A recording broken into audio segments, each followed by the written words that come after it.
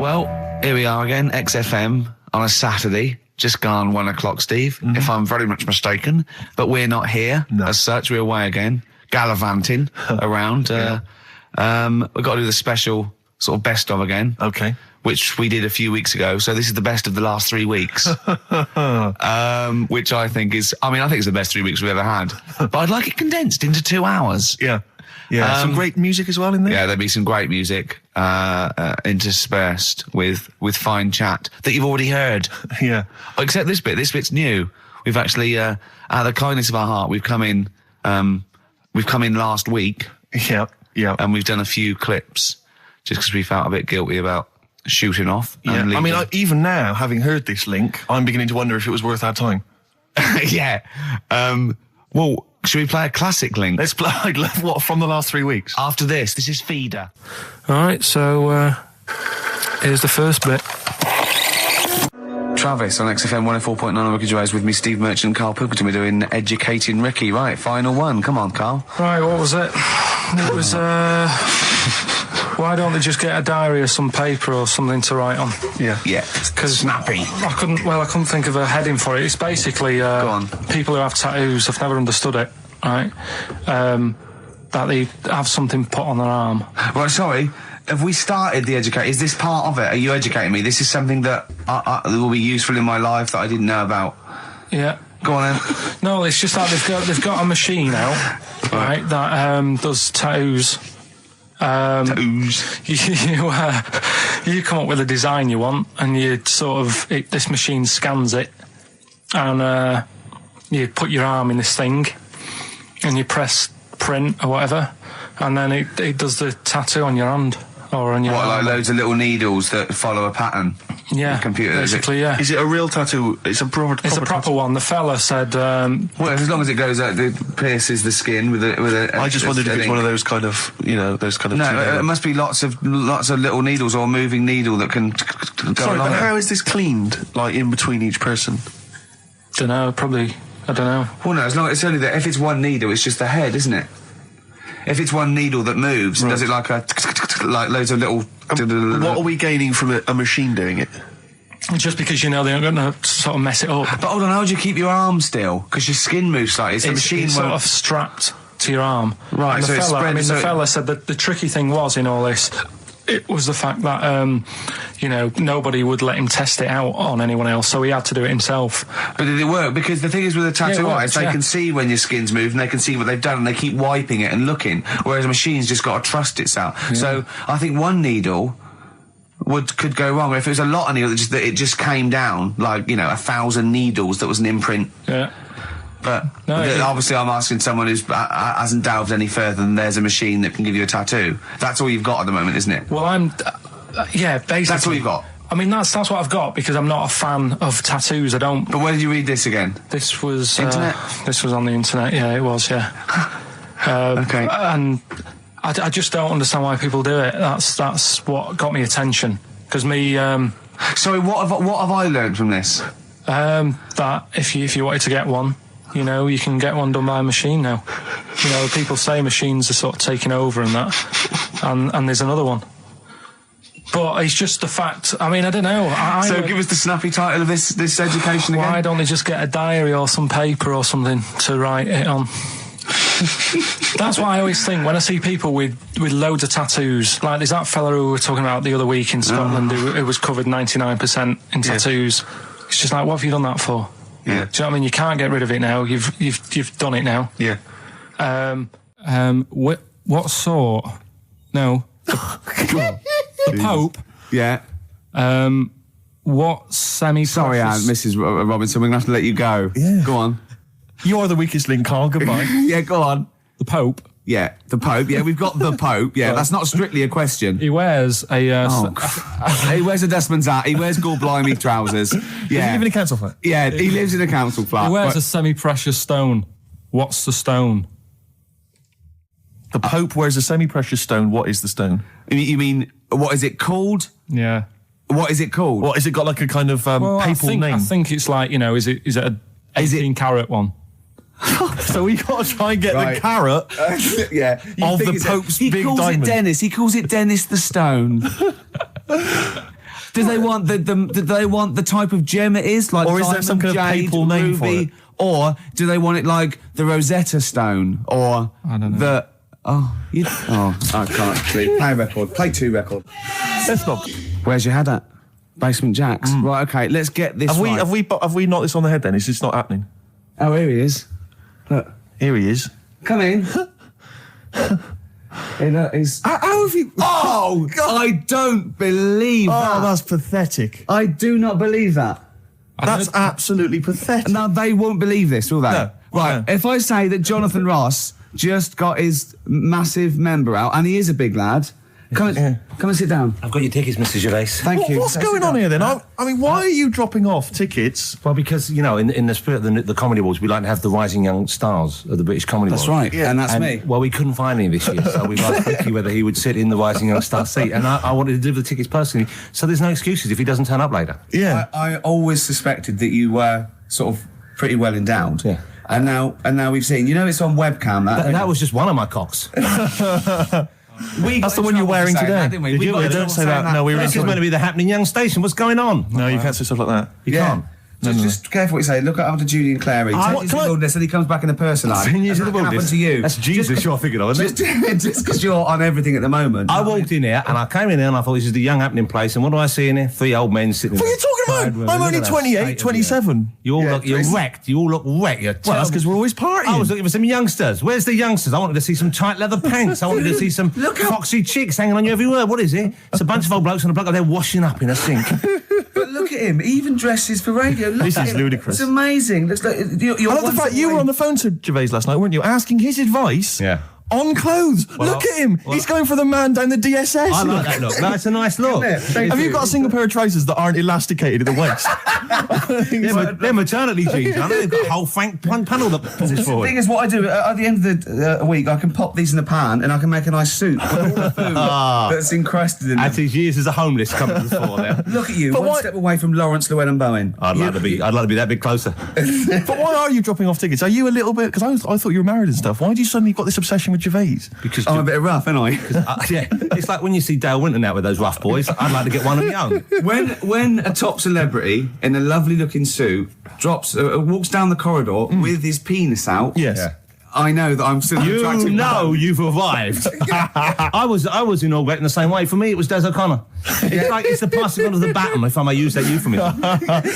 and you've been battened. But it's fantastic. Well, it is a pleasure. I don't think I'm complacent just because I'm mixed with people like you. I still wake up and think, I don't believe it. I'm mates with Jono. Can I just point out one thing? Jono. I was listening to the show last week and I heard you, as always, revealing a little too much about yourself, if you don't mind me saying so. Yeah. Steve tried. Not as much as you. No, but that was just for the benefit of the room. Yeah. And talking about when you used to occasionally urinate in the sink. Yeah. When you were around my house last time and I came in and you looked a bit shifty.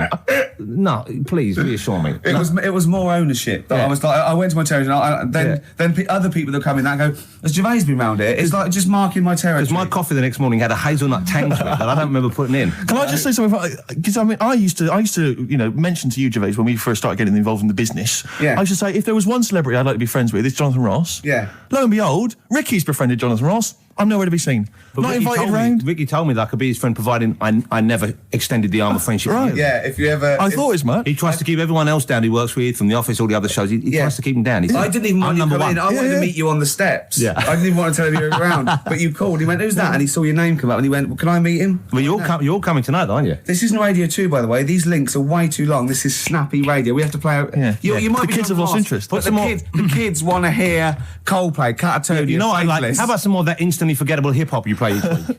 One of those obscure hip hop hooray. That's the worst feature on British radio. You should be ashamed of yourself. Wait a minute, I've heard your As I was quiz on saying to Radio Bruce 2. Forsyth You're the having other a day, I laugh. said the hip hop's had its day. You saw that one. Put it away. Put it away. I'm Carl. Carl, how you doing? I'm all right. Got a question for you. Quiet man. Got a question. Yeah. The Pope. Yeah. What semi-precious stone does the Pope wear? It's easy. Go on. Topaz. Is that the right answer? I don't know. I might have wrote it down. I'm really sorry, Jonathan. It's not what he publicly admits to, but I have to know because I was hanging out with him at the Groucho one night and he was saying, oh, look at this, look at that topaz, go and buy that, look at that. Vatican City. Look at that. We can make a nice ring out of that, he said. Didn't go anywhere, but thanks for asking.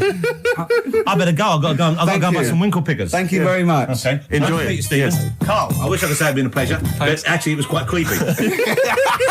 See you later. Thanks.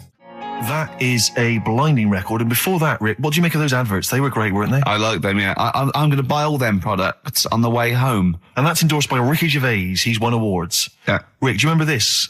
This was a hilarious moment. No, you'll remember this when you hear it.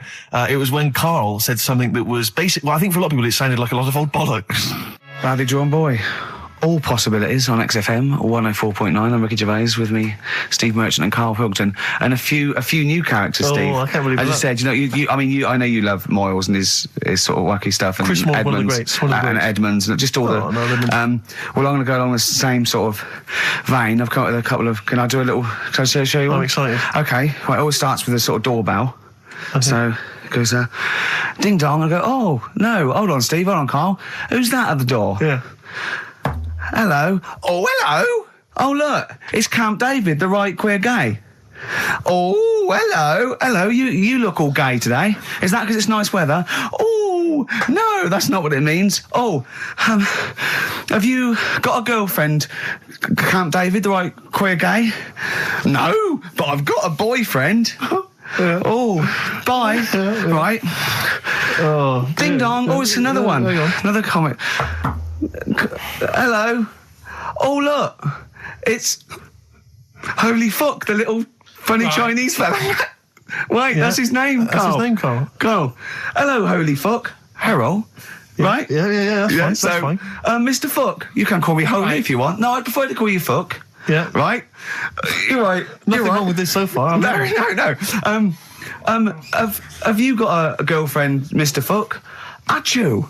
Oh, you haven't got that SARS, have you? Yeah. No, that's my girlfriend's name. See? Yeah. Clever. Oh, just before you go, Mr. Fuck, I've got two things here. I've got a nice Trilby hat that you could wear, or I've got a little lampshade. Right. Which one do you want to put on your head and walk around? I presume the Trilby. No, but it's not. No. Yeah. The lampshade. Lampshade, of course. Bye. See you later. Yeah. I thought they were genius. Can I be honest? I'll be honest. I thought they were brilliant. I thought they were. You didn't steal them off Chris. No. They're original. They're original. Sometimes characters. Chris Moyles has done stuff as good as that. I know. Yeah, I know. But no, these are all mine. So there you go. We'll be hearing more from Camp David, the right queer gay, and Holy Fuck, the funny little Chinaman. What? All right, Karl. Yeah. Is that your sort of humour? It might not be your sort of humour. You just should have run it past me before you did it. Yeah. What one are you worried about in particular? The not Camp David. Well, say his name. No. Say his name. Which one? I don't know which one you mean. The Chinese fella. Well, I forget who that was. What was his name? I can't remember. Well, if you can't remember, it can't be that good, so we'll leave it. We won't do it again. Right? I'll tell you what I've got, Steve. Oh, what? I'll tell you what I'm thinking. Go on. Right. Do you know, like, TV programmes sort of get rested in the winter? Ding dong. Oh, no. Hang on, who's this? Oh, go on. Hello again. Not now, Mr. Fuck. We're talking. Bye. Is that Holy Fuck again? Yeah. Okay, Karl. Look at Karl's face. Right. Okay, that's it now. I'm not answering the door anymore. Right. Okay, go on. Right. Yeah. Ding dong, ding dong, ding dong, ding dong. He's trying to get in. Don't be impolite, Rick. Come on, Rick. He wants to come in. No, it's too late. It's too late. He's gone away now. Go on. Right. Anyway, what I'm thinking is, Rockbusters coming back for a bit. What? What are you talking about? He likes my idea. He likes my characters. He doesn't like that idea. If I what? Go on, what, Karl? No, what? I was going to say if I came up with with what? With that Chinese fella. What was his name for again? a sketch? You wouldn't have liked it. Let's do Rockbusters and see how it goes. I know you weren't a fan of it, but. Hang on, yeah, but to be honest, Karl, he dissed Cheap as Chimps, and we know that's a brilliant idea. Hang on, sorry, we all agreed that Rockbusters was a piece of old toss. No, I didn't. I said it needed resting. And that's why we stopped doing it.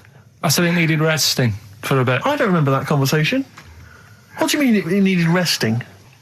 We abandoned it because it was appalling. You it started off as a nice idea, but you just gone crazy. Let's play a record and come back to this, shall we? What do you want to play? Bit of sugar. Oh, yeah. Brilliant. That cheer us all up. I don't know why you were thinking of bringing this back. I'm genuinely worried about this. Well, is that the doorbell? Right then, which leads us nicely into Knob news. Oh, it's the welcome return of knob news. Right, okay, it's very much like the news at 10, this, isn't it?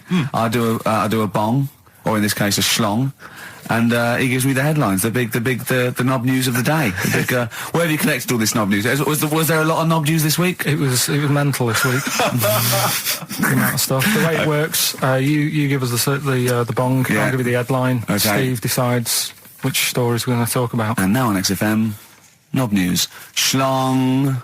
Man grows knob on his arm. Schlong. Man gets doctors to make him a second knob. Schlong. Turkish prisoners made hole in cell wall to produce third inmate. Schlong. Doctors accidentally remove man's testicles. So, well, can I straight away go for the accidental removal of the testicles? Well, it's happened before, hasn't it? We've talked about that before. Well, how does it, what did he go in for a tonsillitis? What are they called? Tonsillectomy. And he went in the wrong way. What are you talking about? How can they accidentally remove his testicles? It says, he didn't look at his folder, and the doctor said to the fella, "Oh, we've removed your testicles and we wanted to take out your prostate gland."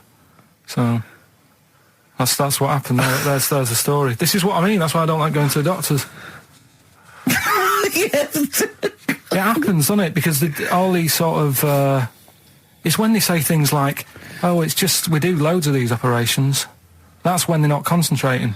Brilliant. Do you know what I mean? When they say it's procedure, that's like having a boring job that you do every day when you're not going to be concentrating. I prefer them to go, "This is a tricky one, this."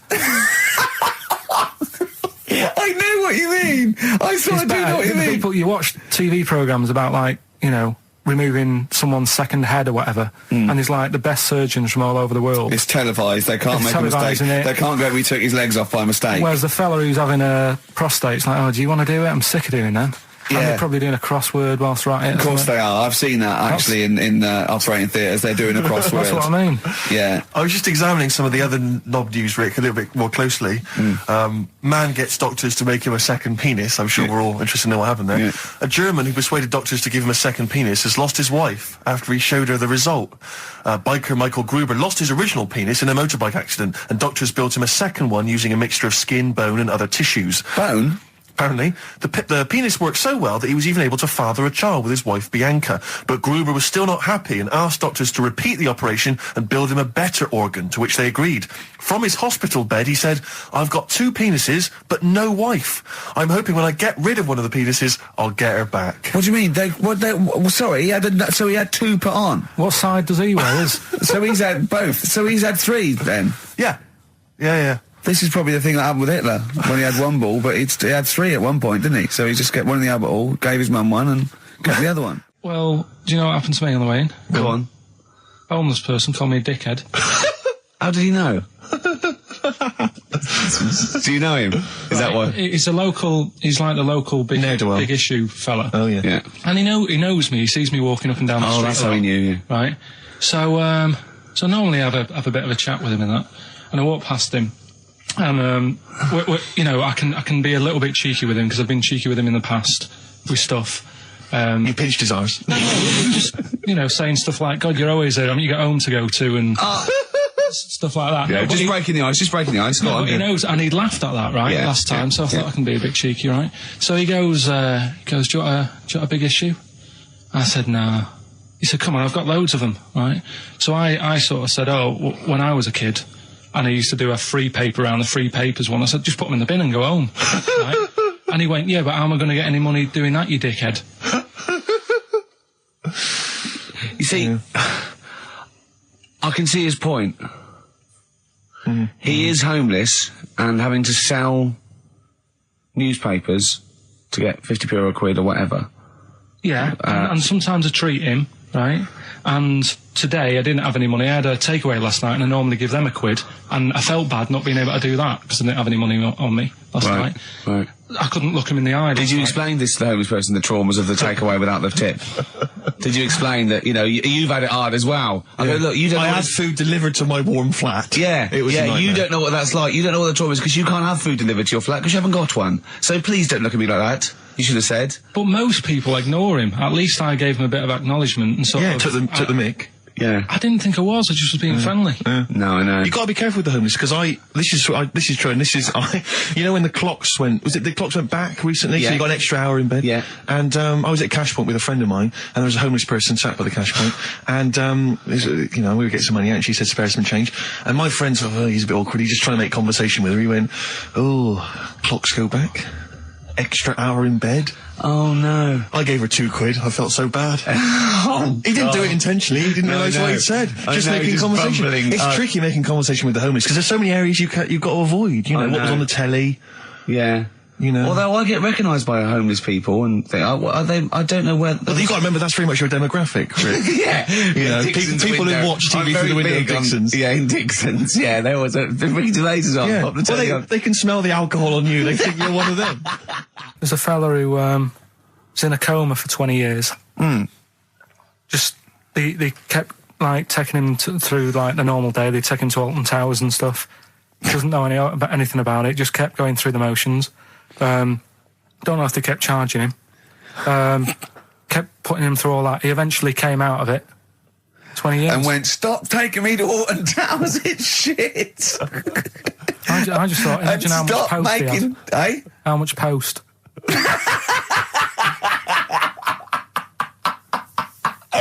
Oh, Did you read about that guy in the paper, Carl? He, sorry, on the internet. He in about, I think it was about 1984, 85, he had a terrible car accident. But this must be it. He went into a coma. This must be what he's talking about. Well, they didn't take him to Alton Towers. Of course they didn't. But you've got to try and decipher the truth from the conjecture, from the thing that I mean, don't forget, Karl realises that he's had a dream. He talks to Suzanne and goes, that was good, wasn't it, last night we were in the plane? She goes, no, that's a dream. He goes, oh yeah, where's my cornflakes? You've got to, I can now decipher what he's actually seen, what he's read. Well, go on, what did you... Well, I'm assuming it's the same guy. It is the same guy. It was a guy in some small American town, and he'd had a car crash, and he'd gone into a coma, and his wife had left him. She'd gone on with her life, because he'd been in a coma since then, and he had just woken up recently. Marriage wasn't working. Marriage wasn't working. He just wasn't paying enough attention. She was pregnant at the time, and so now his daughter is basically the same age as he was when he went into the coma. And he's just started coming around. He's just started making jokes. They said, how do you feel? He said horny, which I thought was quite witty for a man who'd been in a coma for however many years. But anyway, so he's slowly trying to rebuild what life he can. That's what do you make of that, though? Because the thing is that he's missed. Imagine what he's missed, Carl. Imagine the music that he's missed. The Live TV Aid. programs. Missed Live Aid. Live Aid. He missed Phil Collins playing in 2 continents in one day. Frankly, I'd be devastated if I discovered that. Missed Bros. Yeah. Yeah, so he doesn't. So he put on ripped jeans and they go passe. They just have to send him a series of those I Love 1986 programs with Kate Thornton filling him in on what he's exactly. missed. Peter Kay reminding him of space operas. Yeah, he remembers those. Talking rubbish. Yeah. So extraordinary, though, isn't it, Carl? To think. No, obviously. So had he aged much? Because he hadn't had any problems or anything. No worries. Well, he probably wouldn't have. Physiologically, he probably wouldn't have the wear and tear of a 43-year-old man because he wouldn't have had sun, he wouldn't have had sort of nicotine, beer. Unless they were just feeding that to him. Anyway, still, yeah. So you'd feel groggy though, wouldn't you? Yeah, you might feel a bit groggy. Yeah, yeah. Well, he's not fully back to normal. I mean, there's some kind of residual brain damage. Yeah, but nevertheless, he can form sentences. He's got no real memory, so he can't remember a lot of things. It was just when I saw Carl, have you been in an accident? XFM 104.9, we're not here. This next clip is one of my favourite clips. Look, it needs no introduction. Here it is. Yeah, Rick, I don't know, I just wanted to bring your attention to this. Someone passed this on to me. It's from the Guardian's media website. There has a sort of website that's dedicated to kind of media information. Is this about our complaint? Well, the headline is Comedian Rapped Over Radio Innuendo.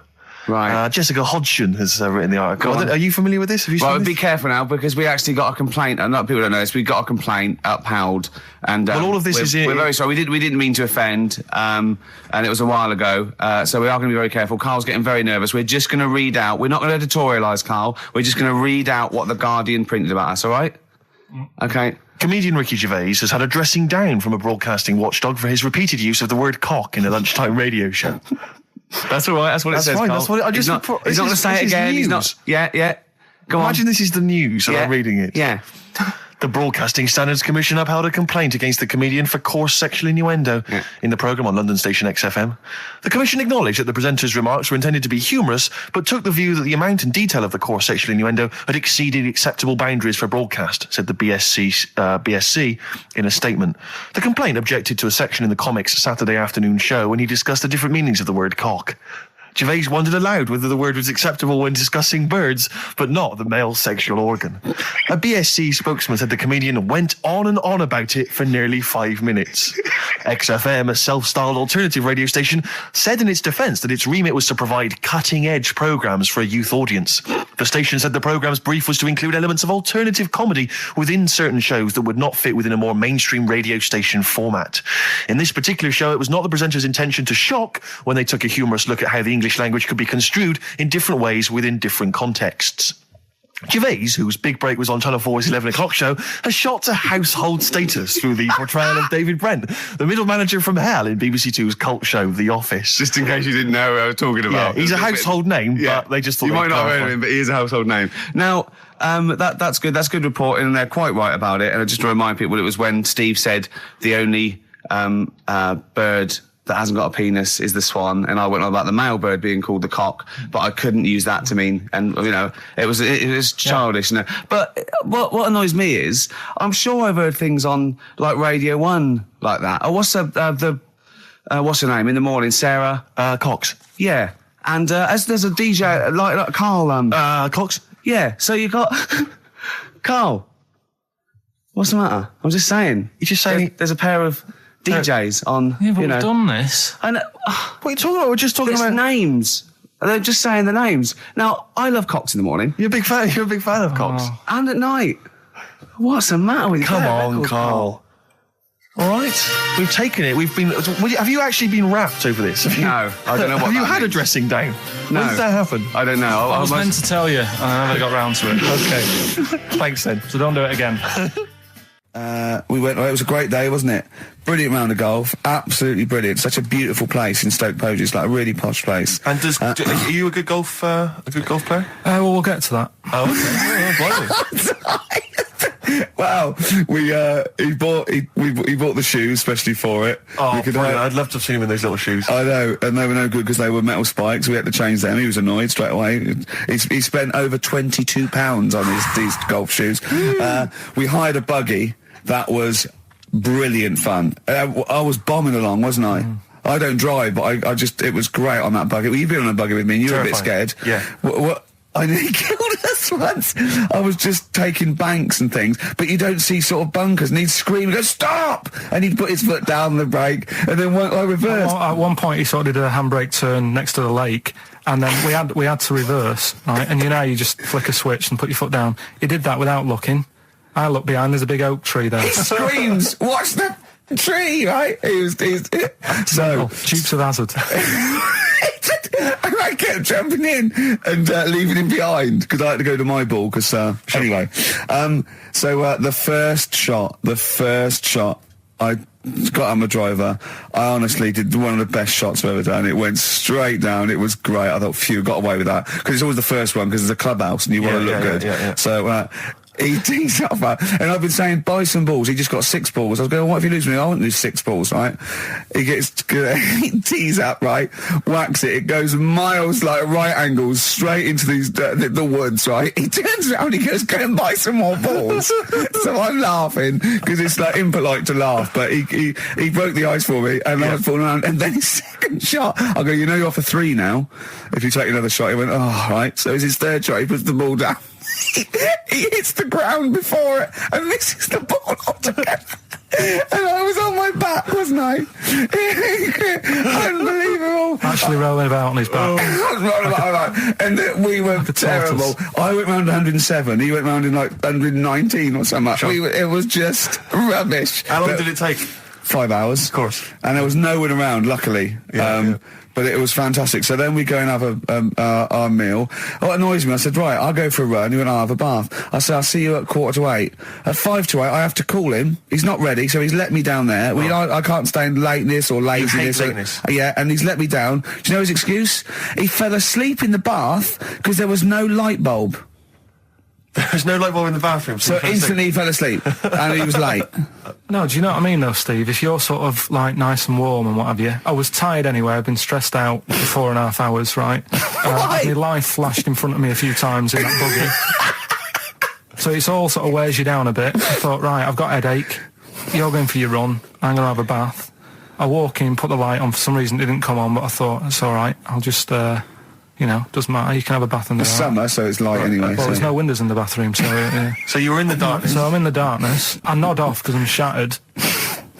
He calls up, hassling me. So I said, well, it doesn't normally take that long for me because, I haven't got, like, long hair. I've got a dryer and so I can sort of one wipe.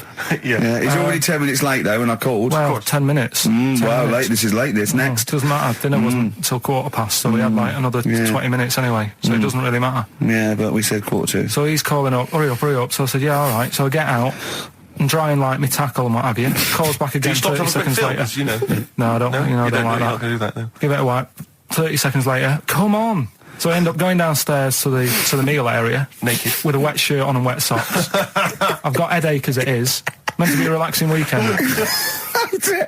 But anyway, so we have our meal, which is really nice. And then we're sitting in the bar. I'm having a cigar by the fire. Yeah. Like, we're having a rather nice Pinot Grigio. Yeah. He's there going, I've got headache. Is this 1955 that you live in? I know. Yeah.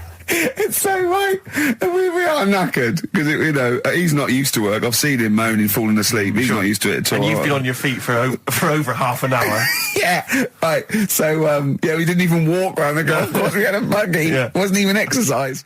Like Cole, she's a girl and I'm a man. Good, that, innit? On XFM, 104.9, Ricky Gervais, Steve Merchant, Karl Pilkington. As ever, Rick, there's always someone who steps in to defend Karl. Okay, what is the defence? Here's an email from Scott Coomer. He says, Karl is actually right.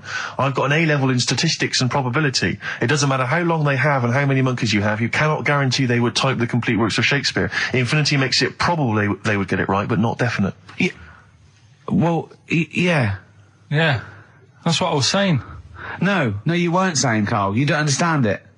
Infinity sort of sorts it out. That if they do anything, they nearly do everything, won't they? No, I mean they'll give it a good shot. No, that's not the point. But the I'd point be is surprised if they did one page right. Right, listen. It's not to do with consciousness. It's not to do with them aiming. They are just bashing away at the keyboard. It's like they're used to show that there isn't consciousness. They chose the chimpanzee because it can type, presumably, hit the keyboard. It's because they hadn't come across you at the time.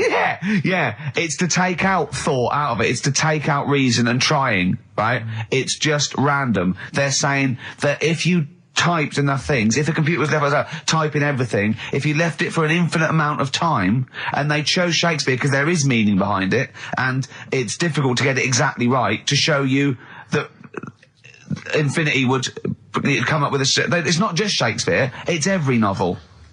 It's everything. Fairly eloquent there from Gervais. A quick riposte, please, from Karl Pilkington. No, I'm just saying, what I don't understand, if it hasn't read it, then how does it know where it's going? Listen, right, listen, right, Can I just explain to people, right? Some people have said, why are you cruel to Karl? He drives me mental with things like that. What do you mean, well? Let me just take a breather. How do I do your editing?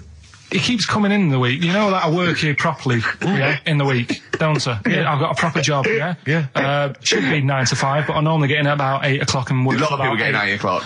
Working hard, trying to do my job. 3 times this week, I've been rushing around. I walked past my little studio. He's sat in there, all right? Now, because I've got this sort of job, I can get away with it. I said to him, if I was a doctor...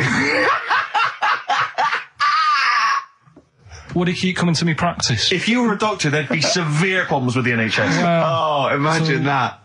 The standards would have lowered so much if you can arrive at the hospital you're a doctor. We'll pop in, I'll go to lunch, don't we? We have a little lunch break, don't we? I go, come on, let's go now. He goes, I'm busy. I go, come on, let's go now. He's going, oh, you're doing me head in. Well, when I was talking about the monkey conundrum with Karl, he said to me, right, if I had a day off work and I was, say, watching the TV and with one hand I was typing a typewriter, would I type Shakespeare? I mean...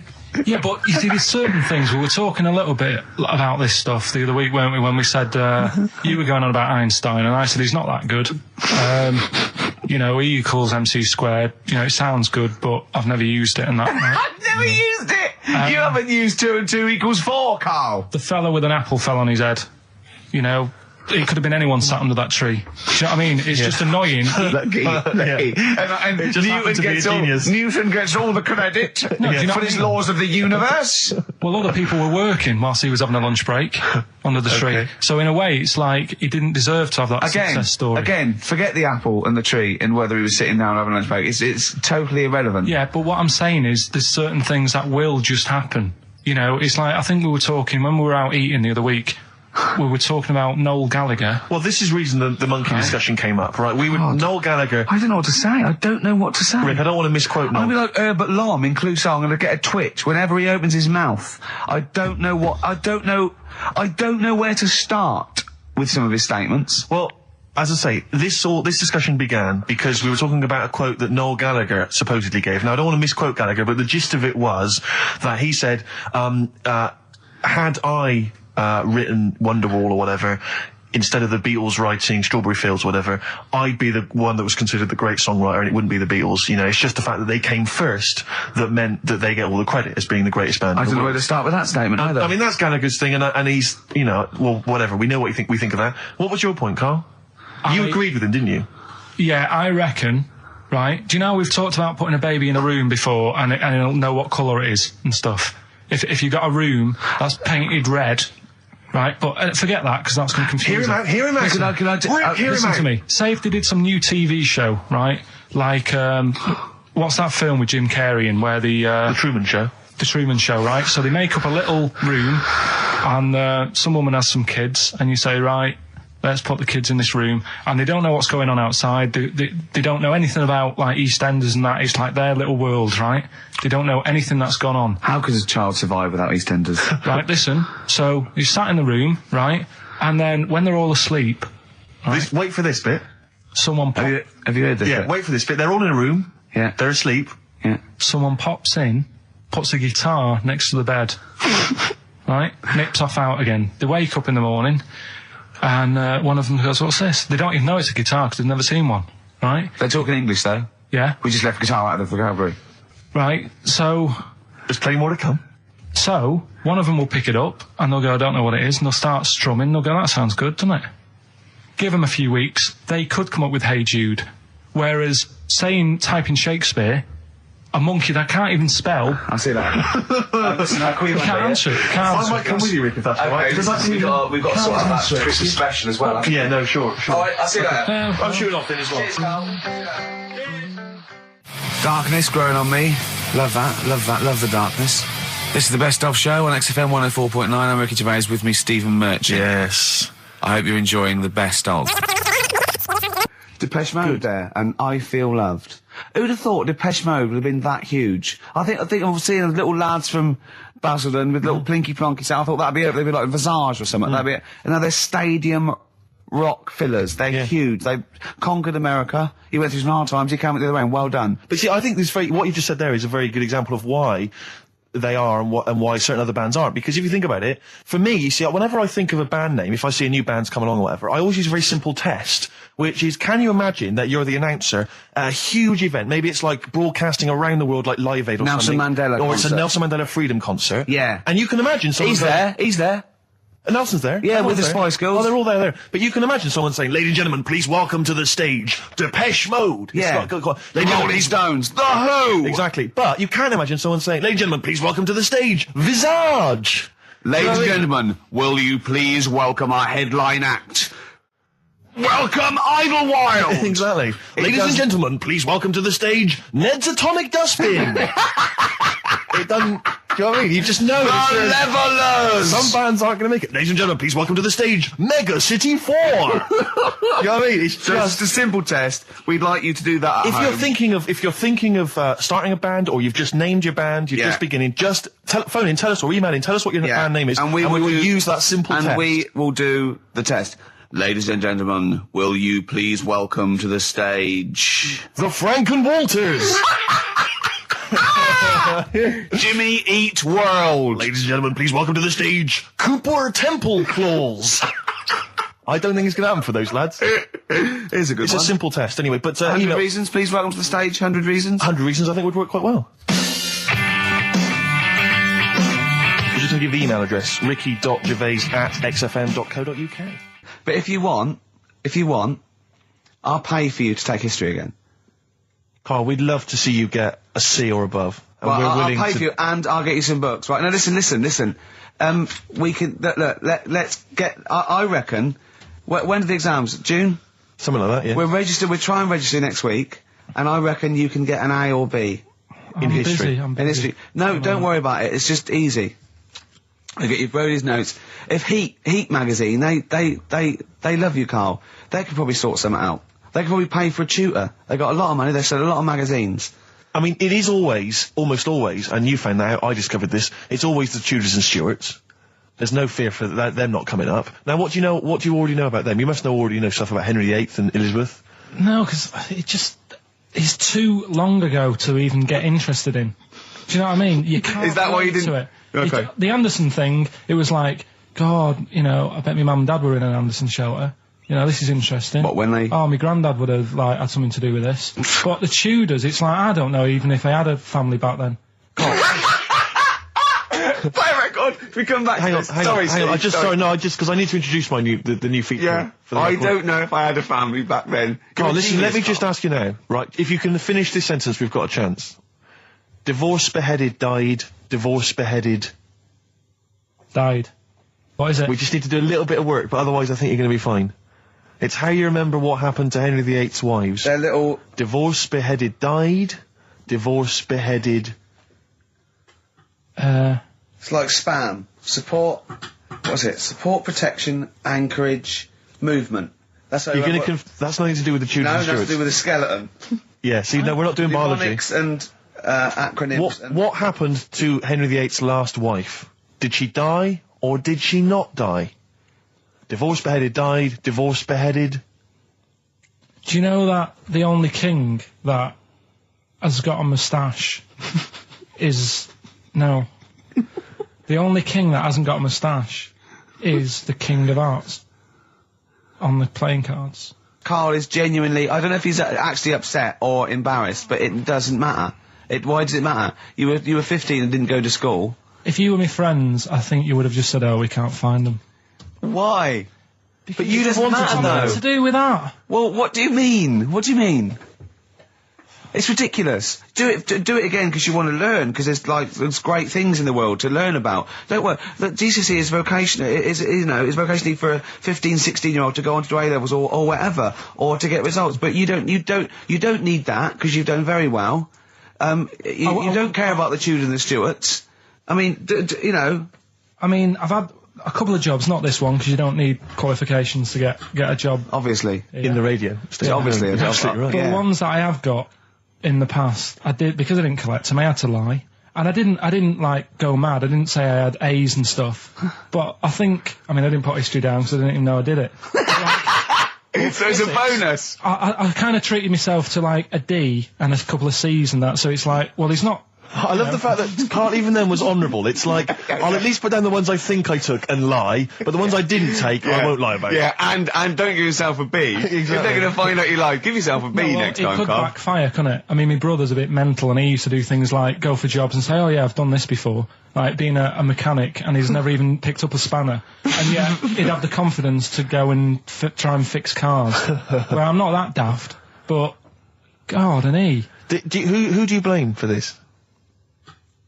That's just an easy way out. I have to blame myself. Don't I? Yeah. What was the teacher like? Well, there's loads of different ones. I didn't like... I mean, the history teacher, it is my own fault, because with her, she was a bit mental, And I used to kind of stop the lesson by saying, "Oh, miss, tell us about your fireplace you've got that is made from a gravestone." Because that's what that would stop any English teacher in their tracks. And she loved telling you about it. Yeah, it was like, I learned that from a teacher. So that's why I didn't know about divorce, head loss, and all that. Yeah. Dandruff legs. Horse, head loss, dandruff legs. But remember now, divorced, beheaded, died, divorced, beheaded, survived. That's all you got to remember. And what's that? That's what happened to Henry VIII's various wives. In order. What does it spell out? No, it doesn't spell out. It doesn't spell anything. You just got to remember the rhythm. In order in which he married. Yeah, but it helps. It's like when my mum taught me the alphabet. She taught me as like a song. A, B, C, D, E, F, G. Yeah, constantly. Yeah. No, not like that. Huh. That's how everyone else could do it, and I couldn't do it that way. Why? What tune did she do it to? It was A, B, C, D, E, F, G, H, I, J, K, L, M, N, O, P, Q, R, S, T, U, V, W, X, Y, Z. I feel like, it feels like Christmas Day. What, you didn't get the gift you wanted? Yeah, do you know that, like, anticlimax? Yeah. When, you've been looking forward to it for so long. Yeah, you know. Well, I mean, I knew you were looking forward to it. That's why it took you 14 years to get the result, and then it was 2 other people that got them for you. Do you wish that we hadn't done it? No. It's alright. It's alright, isn't it? What's your girlfriend going to say? I don't think I'll see her again. She likes a man who knows about the Tudors and Stuarts, does she? Yeah, first gladiator, then the... Yeah, you've been bluffing. Whenever she said, where did you go to Stuarts? You go, good. Like, lots of things, but look, there's a bird. What happened to Henry VIII's last wife? Oh, I wouldn't... oh, yeah. Oh, look, Friends is on telly. Friends is on. No, I just changed the subject by saying things like, about the only king in a pack of cards. That threw off the scent. That threw us off the scent. That wouldn't fool an invigilator, would it? That's the thing. You can't use that one with an exam board. I've said in the past to you, Rick, that my grandparents, so I love them dearly, but it's like for the last 30 years they've been waiting to die. I know. It's like they just sort of, it's like, the novelty wore off of life. Life in the 50s. Yeah, they got kind of bored of it. Life, in the 40s, it was brilliant. All sat around the old Joannas, the bombs fell, singing. They loved that. The 50s, that was great as well, because that was the post-war years. It was, it was a bit tight in the pocket, but it was all right. Everyone pulled together. And then the 60s came along, all the crazy music, the funny hair. Let's stay in bed. Exactly. They basically stayed in bed. And it was one Christmas when my grandmother said to my dad, what do you like for Christmas? What do you fancy for Christmas? And this must have been, I don't know, 20 years ago.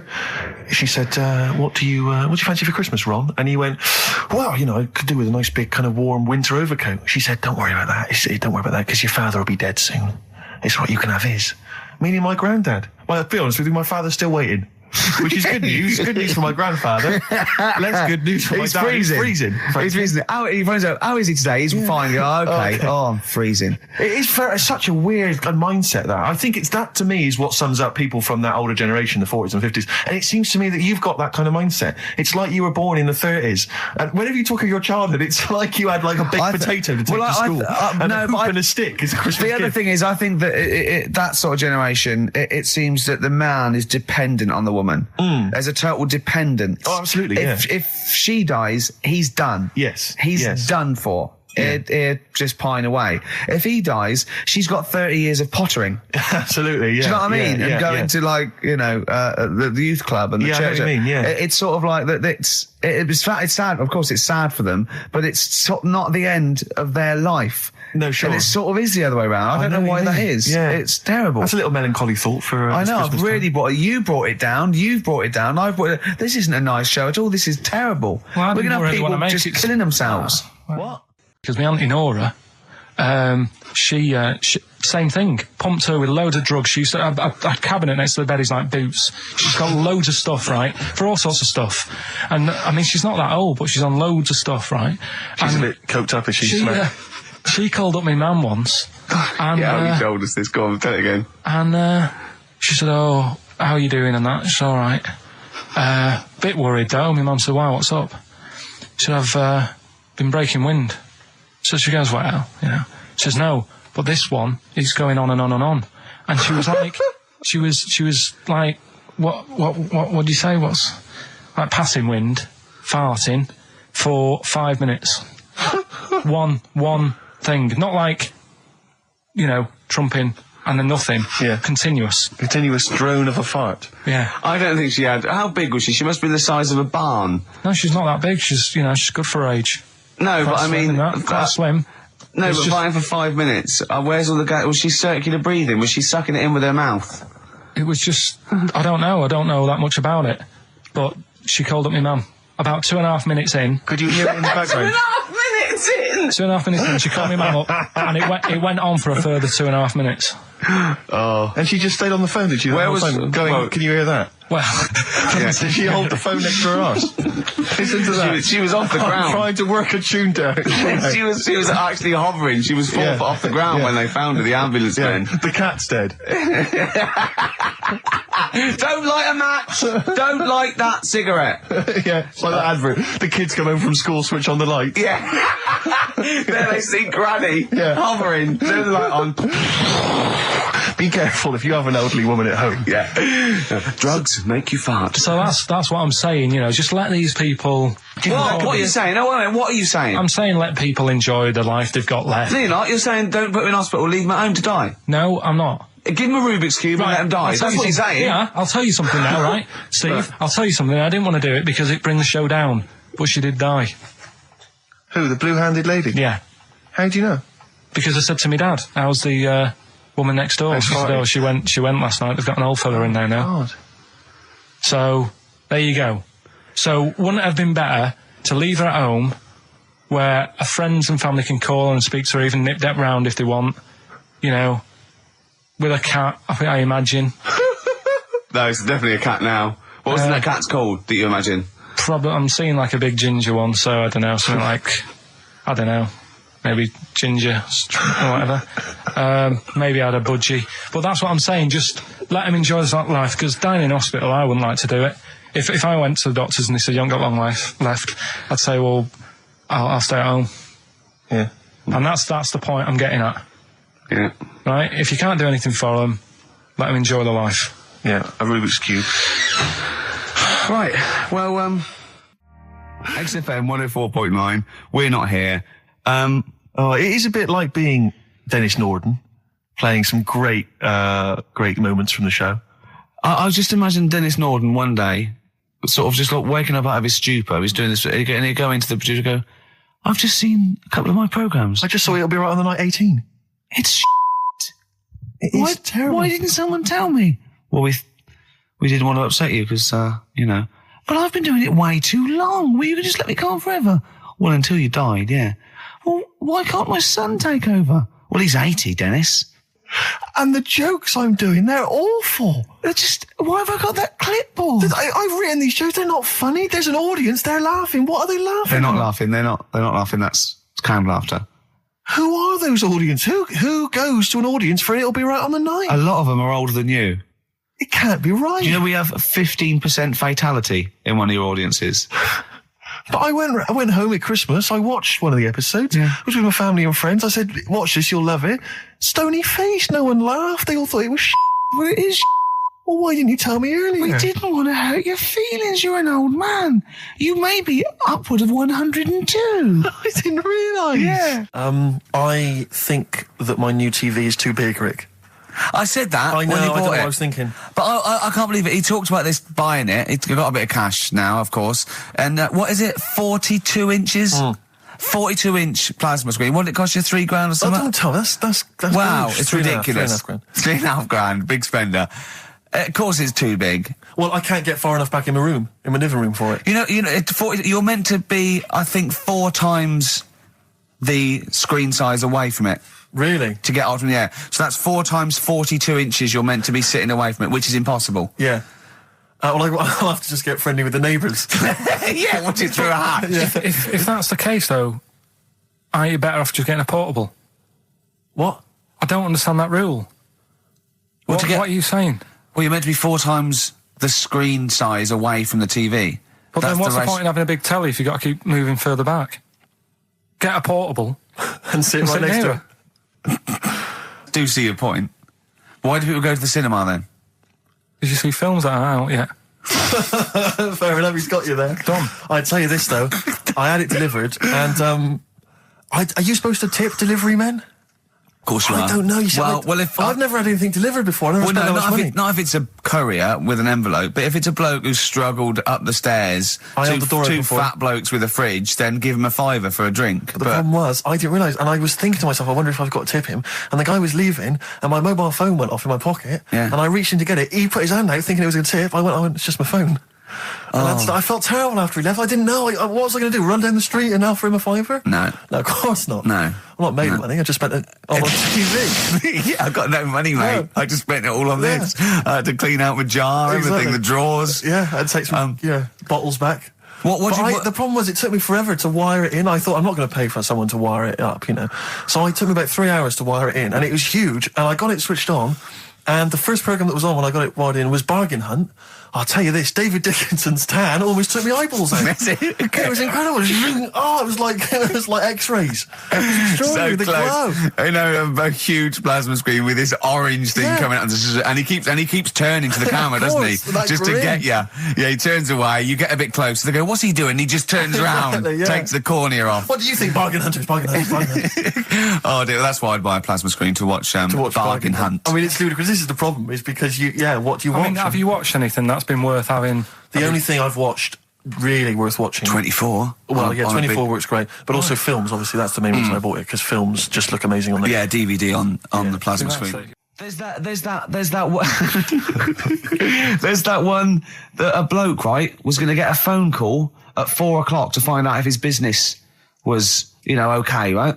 And if he didn't get the phone call, he knew he was broke, destitute. So dead on 4 o'clock, the phone didn't ring, so he went up to the roof, his office, and he jumped off to commit suicide. And as he was passing his window, the phone was ringing. Oh no.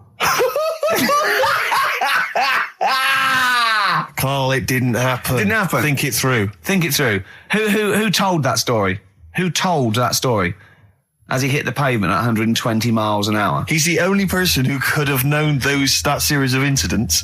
Also, why didn't he wait? As his life's at stake, why didn't he wait till 5 past? I'm going to give it 5 minutes just in case. Just in case the lines are busy. Yeah. And what sort of bloke goes, I'll call you at 4, okay, if you're busy. Well, call me anyway. No. If I don't call exactly 4, then, you commit suicide. Commit suicide. I would, because if I don't call at 4, that's the end of it. Well, call me anyway. No, that's not the way I work. Why can't you just call me and tell me the other way? Well, I'm telling you how I do it. If you're bust, I don't call. Can't you just call to verify in case something goes wrong? What if it's engaged? If you want to be engaged, just commit suicide at 4, please. It didn't happen, Carl. What exactly is there then? Is it just a kind of moon-like kind of surround with just kind of dust and rock? That's exactly what you see. I was there when the Mars thing went wrong. I would have just sent a camera crew there, filmed a bit of that, right, and say, here we are, this is it. Ignore the little coffee shop in the background. Right? This is Mars, because that's what it's like. Just loads of dust. Holes everywhere. Tidy it up. Little round-headed aliens complaining. Whinging. Just like Mars. So is there what's the best bit about the holiday? Come on, pretend you're Judith Chalmers. I have been doing. I would have done all. I would have said that. Don't bother. Well, I mean, the hotel was good. Yeah. That was all right. What was that like? It's all right. Just, clean. That's all you want, isn't it? See, that's not quite what Judith Chalmers does. She doesn't go, what's the hotel like? All right, yeah, clean, isn't it? All right. What was it like? What was it? 3-star, 4-star? Did it have a swimming pool? What was the room like? Yeah, had a swimming pool and that. Yeah. Yeah, it's good. I think it was one of the better ones on the island. Okay. Nightlife? Wasn't really. And there was a bar. There was some bands playing. Yeah. Not very good. Food got a bit boring. Yeah. It was always the same food every night, but they sort of themed it and made out as if it was different. So, like, on Mexican night, it'd be chicken with a nacho on it. Right. And Chinese night, sort of chicken with a little prawn cracker on it and stuff. Sure. But that got a bit boring. That's me just turning on my phone, because I want to read to you a text that I got from Carl. I think you sort of sum up the holiday in this text, don't you? Do you remember it? I can't remember. Let's have a look. Let's have a little look. Instantly, what did Suzanne, your girlfriend, make of it? Similar view to you? That they should fill in the holes? Yeah, it's just that thing, you see, I went on a coach trip, right? and you go and see the volcanoes. Like I say, there's 36 of them. Yeah. Which, how many do you need? And when we're on the coach going round all these volcanoes, the fella on the front's going and look out your left window at the moment, and there's a volcano. And if you quickly look out at the right-hand side there's another one. Right. And on the left, he's just like, all right, we've seen it. Sure. Do you know what I mean? Yeah. And we'll talk about that trip in a bit. Right, this is the text I got from Karl, right? All right. Been up to a volcano. Been in some dead artist's house who built his house in the lava. They said they would show me science with volcanoes, but all they did was chuck some water in a hole and it shot up in the air. No dwarves in the canteen, no scousers here, but there is a Swede woman with a big head. She looks effing gormless with a cap on. All right? So a little reference there to... A Swede woman? What's that mean? Do you mean Swedish? Yeah. Or she looked like a vegetable? No, the Swedish woman. But they've all got sort of quite big bill, aren't they? And I sent him a text. Oh, well, it's just good to be on holiday because, I'm working. He sent back, so am I. Just been watching Sky News. There is a school for monkeys who want to get a band together. Is that monkey news for later?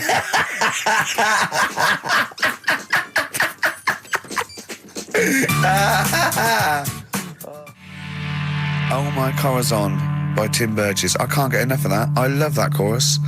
On XFM 104.9. Ricky Gervais, Steve Merchant and little Karl Pilkington.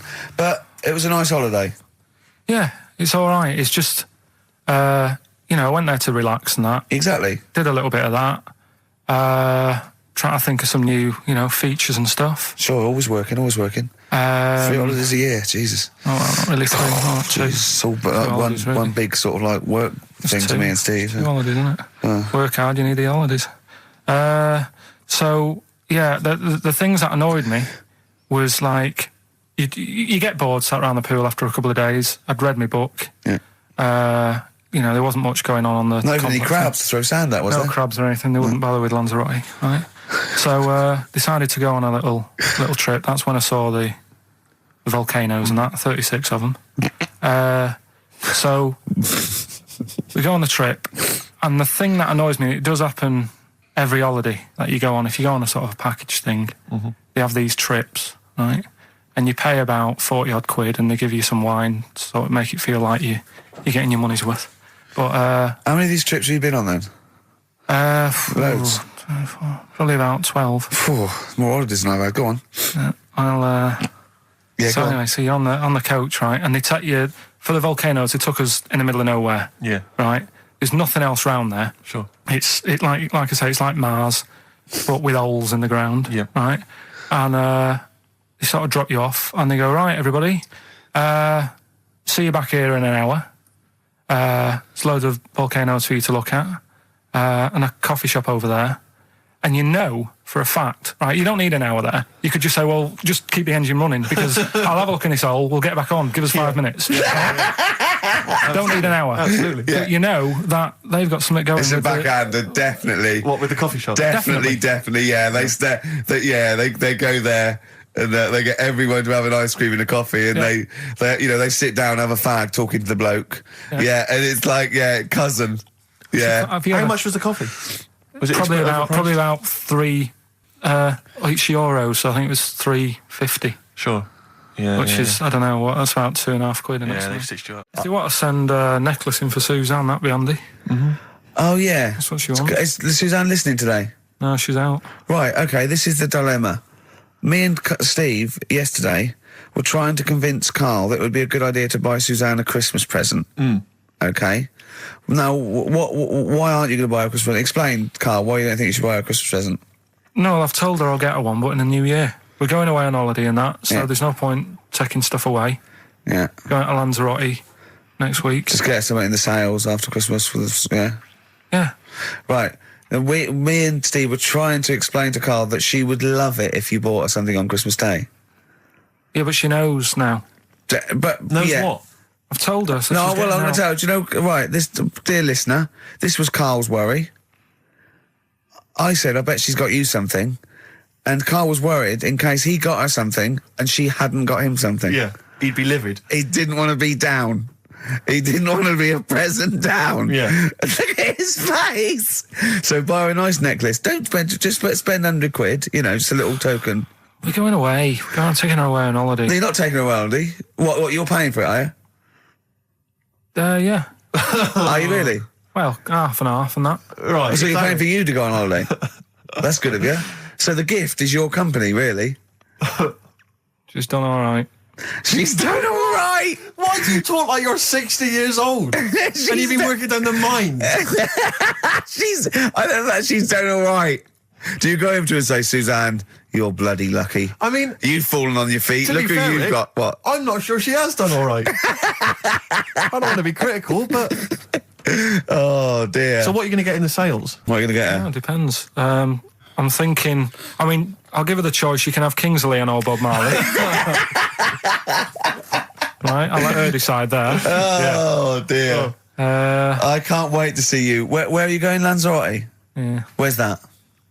Don't know. Suzanne sorted it out. I said, Lanzarote. I said, is that Africa or is it Spain or Portugal? Just thought you don't know. I went, what do you mean don't know? I goes, well, what's the currency? I went, don't know. I said, Suzanne booked this one, did she? Yeah. I thought, where is it? Is Lanzarote African or Foreign. Somewhere foreign. I was looking last night, and doesn't look that good. There was like one of the highlights of the things it says you've got to do is go and have. Apparently they've got restaurants in caves, and that's like one of the things they say you must do. So, if that's a highlight, do you know what I mean? Right. So I'll do that. Go and see what that's like. Yeah. When you're on the beach, Karl, do you wear the very, very tight Speedos? No. Do you walk around with them? Sort of longish shorts, t-shirt on, probably with a sort of a light shirt on top of that. Right, sure. So quite wrapped up then. Covered up. Do you wear a hat? Because obviously the bald head, there's risk of sunburn. No, I just put a bit of lotion on it. Lotion on there. Yeah. Just have a bit of a wander down the beach, have a look. Yeah. See if there's any old blokes with their tackle out and a backpack. A lot to look forward to, so Yeah. there you go. Yeah. Well, we're looking forward to finding out how you get on. Yeah, I'll let you And know. Interested to know what she gives you on Christmas Day. Won't be getting More anything. scintillating chat after this next song. All right, bit of placebo, Yeah, love it. special needs.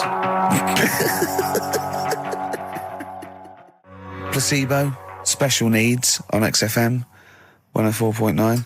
Email in where Lanzarote is. I don't know if it's Italy or Spain or Europe or maybe Africa. You know, these are the sort of things, these are the reasons I come into it, to at least learn something, innit, Karl? We've stopped educating Ricky, so I've stopped learning, you know. Apparently Lanzarote is one of the Canary Islands. Oh, is it? Although we've also been told it's part of Spain. Right, I don't know yeah. who to believe. I don't know who to believe either. That puts me back, because I knew it was either one of them. Yeah. Yeah, I just, What about it? Pilot knows, doesn't he? Pilot knows where he's going. I thought so, yeah. Doesn't matter then. Right, we're playing J-Hawks. Let's play it. Yeah. Love it. Got bored with that conversation, did you? Long and winding road. I love that, but I don't like the way McCartney sings here. There's just one, he goes, you leave me waiting here. Well, he's always got that slightly affected But it sounds style, like doesn't it? Richard Burton or something, here. Yeah. But it's only one that does it, but I don't know why. I just think he likes it or wants to go back and change it. Maybe it's like... But having said that, you know, I'm not taking away from the Beatles, one of the best bands ever. Well, yeah, good luck to Brilliant songwriters. they do well. Yeah. We've had a lot of emails, Karl. I don't want to sort of put a dampener on your Christmas, but a lot of people have been slagging off Lanzarote. One of them just said, well, one of them just, I don't know if I can find It is Canaria, isn't it? It's It is one of the Canaries, isn't it? It's a volcanic island covered in volcanic dust. It's very windy, so you have to dig a hole to sit in on the beach, and there's hardly anything to do. That's from Mike Godham, he says, unless you like quad biking. Well, you know, you've seen what happened to No, Ozzy don't Osbourne go this week, quad so don't do biking. that. Not with your little head. There's no protection at all, is there? I don't know what you're thinking. I don't know. At least Rick Mann and Ozzy had lots of hair. Yours would be like Humpty Dumpty. It would crack like a little egg. And then we'd seen, there's no kings or kings horses. So, Yeah, well, they couldn't do the job anyway. No, if you remember. shouldn't really send them. They're not really qualified. Horses not equipped to put send back an a egg medical man. man like Neil Fox in Yes. to mend But not eggs. some kind of military horse. I bet he's had egg on his face a few times, hasn't he? What, Foxy? Yeah. Most of the series are Pop Idol. Right, Karl. Lanzarote. Good or bad? Well, you got to give it a go, haven't you? Yeah, well done. Give everywhere a go. Exactly. That's what I was saying. You know, don't just take the word for it. I mean, if it had said an Ananova, Lanzarote shit, he'd have believed it. Sure. You know, if he'd have overheard it in a pub, Lanzarote a crap, he'd have believed it. He'd have seen it on a website that was mainly concerned with monkeys and witches, he'd have believed it. Yeah. As it is. Everybody raves about New York, and when I went there, I thought it was rubbish. Well, you're an idiot then, because that is possibly the greatest city in the world, along with London. Subjective, though. That's why they have holiday programmes and that, innit? So you see it and you decide for yourself and that. Yeah, but you saw Venice on a holiday programme, as you put it. You went there and you went, it was rubbish, full of black bin liners. Well, it is. Right. Didn't they show them? It stunk. Didn't Judith Chalmers say that? Oh, it stinks here and there's loads of rubbish everywhere. No, she didn't. Did she mention that? Oh, that's what I mean. So it depends what you want from holiday, doesn't it? Well, yeah. But So... you're an idiot if you don't like New York, so next. Anyway, come on, break up, guys. Kiss and make up. Libertines, don't look back into the sun on XFM. Well, the general public are getting involved with Karl's holiday, and, I mean, this has been a damning report on Lanzarote. There's not been a positive word written about Lanzarote so far. Wow. It's volcanic, there's no natural water supply. Apparently there's no natural water supply, it's You all have to imported. sit in a hole. What do you think of this, Karl? What do you think of the people that want you to know that you're going to a rubbish place when you can't change it? What do you think of that? rubbish though, will it? What do you mean? Be all right. What do you mean it'll be right? Because I'm going to go there thinking, oh, there's no water and that, and there will be water. No, they didn't say there's no water. What did they say then? There's no natural water supply. Whatever. I'm not bothered. Doesn't bother me. All right. I'm going to have a good time and that. What are you going to do? What's your plan to do? Got a book. What book you got? Rich Hall book. I'm just going to read that. So, Brilliant. and the weather's better than here, isn't it? Yeah. So... No Blue Sky, The Thorns. That's beautiful, isn't it? On XFM 104.9. Karl, you're losing your rag a little bit. What's the matter? Nothing, go on. See? What's the matter? No, what's the matter with I've Karl? got something to cheer him up. Someone's emailed in, Emma's emailed in, she said that for those that know, those in the know, they referred to Lanzarote as Lanzarote. Brilliant. He's a bit fed up. He's got 2 CDs for Christmas from a company that's he's been with for 6 years. He's a little bit grumpy about having to answer the phones. He wouldn't go and make Steve another cup of tea immediately. Selfish. Yeah. Karl, what are you thinking?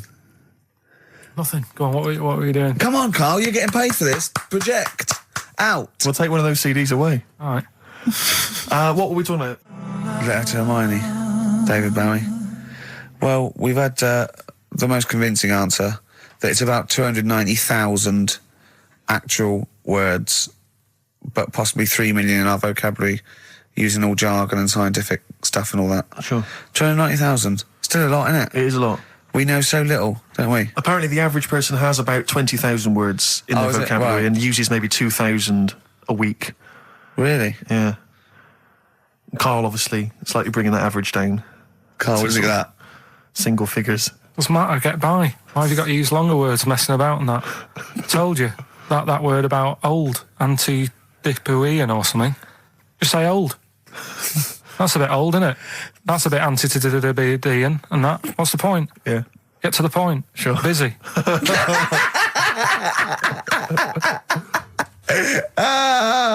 Right, okay. Are you in a film this week, Karl?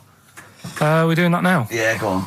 Get it over with. Hang on a minute then. Get it over with. Let's get this show over with. We can go home. You can go off to Lanzarote and sit on some ash. Some charcoal. He's not happy about that. That's annoyed him. The listeners have all ganged up on him. Yeah. XFM giving him 2 CDs. We've had more calls for his resignation this week than ever before. What do you think of that, Karl? What do you mean? There's another reason. Do you know what I mean, though? Because he's grumpy. He's not just giving it. He goes, well, I can't help it, can I? I don't want it. You're being paid well to do a job. People have tuned in to be entertained, to have good songs. Me and Steve are working I'm pressing here. the buttons. I'm paid to press the buttons. That's what I'm doing. Has every CD started on time? Then Yeah. why would they give you Monday off if you just paid to press the buttons? Don't get every other Monday off, do I? So have you stopped doing that now, have you? Well, yeah. Why? Because there's work to do in that. I'm not moaning about it. Let's get on with it. Comfort and Sound by Feeder on XFM 104.9. I'm Ricky Gervais. With me, Stephen Merchant. Hello there. But no Karl Pilkington. No Karl. He's in Lanzarote. Lanzarote, But as we we have speak. got a very, very special stand-in. It's Camfield. Carry On from British Sea Power on XFM 104.9. Not bad at all. Now, listen, we should just point out to people that Karl's away, and we always slag him off because he provides very little. But, and he's an idiot. Well, exactly, to be fair. But he's obviously off in Lanzarote, and he's forgotten to tell us what the password is for our email, Rick. Idiot. So we can't get into the email. So we're going to have to use Ian's email instead. ian.camfield@xfm.co.uk if you want to get in touch. You're never going to have so many emails, Ian. Really? Yeah, right? You're going to be looking at them all week. It's going to be brilliant for you. You're going to feel really popular. You know what? He described Karl as a bald little mank twat. Nice. Karl was going, brilliant. Is that allowed? Is that all right? Yeah. Bless him. Bald little mank twat is back on the 3rd, isn't he? Well, if there's one thing that magazine's Well, good was he at, it's suggesting you accuracy. can't be regionalist? What? Was he suggesting you can't be regionalist? Was that allowed? No, I just think it's a familiarity of, it's just because we call him a bald little mank twat, that a national magazine can say that. Oh, bless his little round head. Wonder what he's doing now. He's sitting in the ash, reading his, reading his Rich Hall book. Yeah, he spent a week when he went to, where was it, St. Lucia? He spent a week, right, throwing sand at crabs. Yeah. I don't think they've even got crabs, have they, over there? No, I don't know nothing. what he's going to do. What is he going to do? Suzanne, what is she going to do? He's going to be whinging. But it's sort of like, Karl must be like a kid, you must like sit him in front of a video while you go and make the dinner or something. Yeah. It must be a nightmare taking a pet. Has she got a little harness for him? To be fair though, Rick, I mean, I can't imagine you're much better on holiday. I've always wondered what that must be like. Because you always need an audience. You've always got to have someone around that you can perform for, drop your trousers for. Annoy, just generally sing and dance about. And Jane's seen it all. She's bored of you. So what, do you just do this to other people on the beach? Holiday makers, it is me. You can't believe your luck, Ricky Gervais. Do you want me to annoy you? Yeah, exactly. I can annoy you for 5 minutes. Yeah. Then I'll get bored Exactly. myself. I'll tell you what, I want some ads, and after that, the fairy tale in New York. Oh. Well, have a lovely Christmas. Have a bloody great Christmas, Have mate. a bloody great Christmas. It's the best of next week. Yep. The best of the last few weeks with some tat, you know. Karl's put together. We're Look back in forward to that. January. We're playing some of our favourite songs of the year. I'm looking forward to seeing Pilker's tan and Pilker's pictures from his holiday. covered in ash from the beach. Yeah. And we're back on the 3rd, I believe. But Ian, do you want to introduce something? This is Ian's choice for the day. Yeah. We'll see you next week in spirit, and then we're back on the 3rd with Pilkers. Over to you, Kampf. Enough of Jonah Louis. This is Paul Di'Anno, ex of Iron Maiden, doing Santa Claus is Coming to Town. Kings of Leon, California Waiting. Steve, the public have been waiting for us to return. That's true enough. All right? Yeah. They had the best of Oh, I bet last that week. was a joy. They had Camfield and us without Karl the week before.